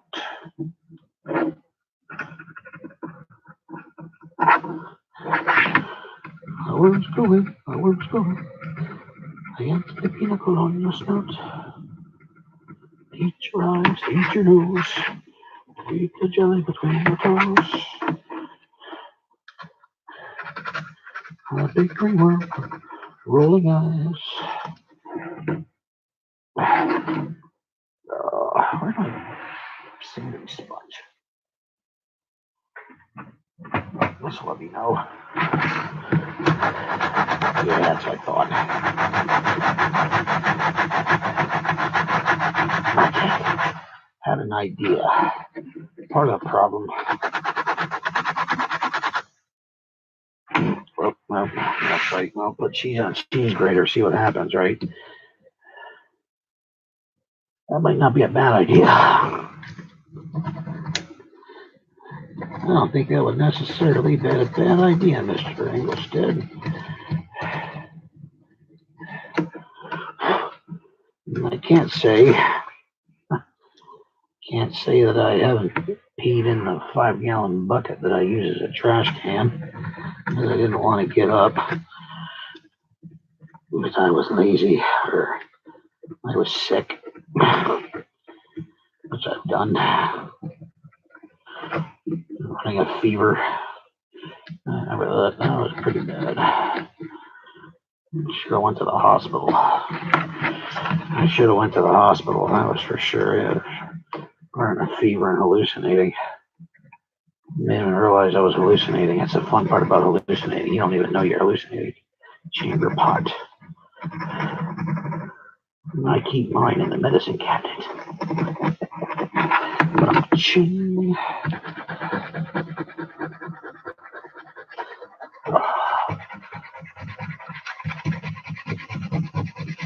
Look at that.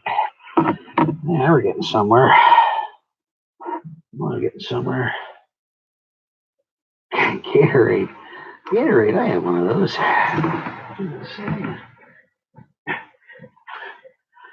Mine's already full. See, the problem with Gatorade, though, is the lip.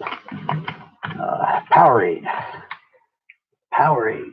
If you're going to pee in a bottle, Powerade bottles used to be the best.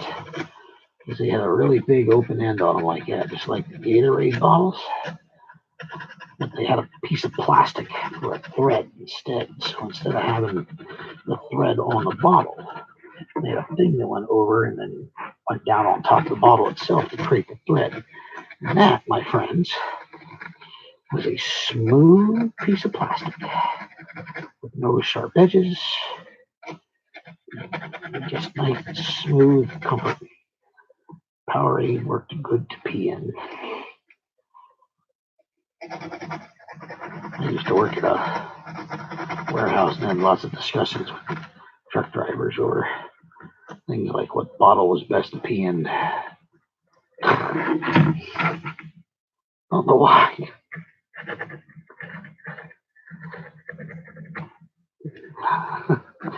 I miss some of them guys. Those guys were fun. Those guys were nuts. Too much information. No. Useful information, Mr. Billerbeebe. You may have to go on a road trip someday, knowing that you can't get out of the car on a regular basis. And you'll be thinking, God, I wish I wouldn't have been able to pee. You'll think, oh, I remember my good old Uncle Clownie. Oh, pee in a bottle. But when I do, I was drinking my Red Bull today. The first time I ever poured it in a cup. I took a look at it and I thought, my God, that looks like piss. That really looks like piss.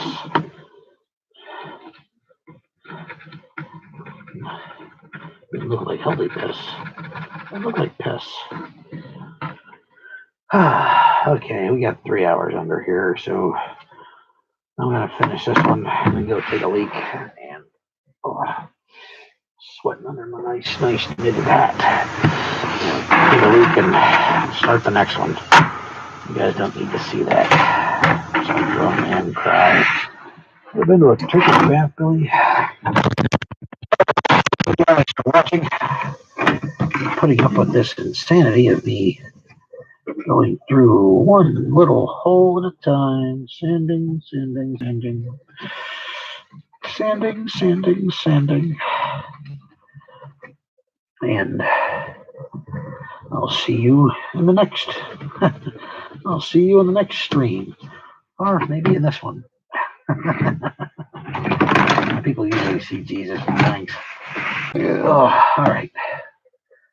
Logan, when you see me, think of me. Night, y'all.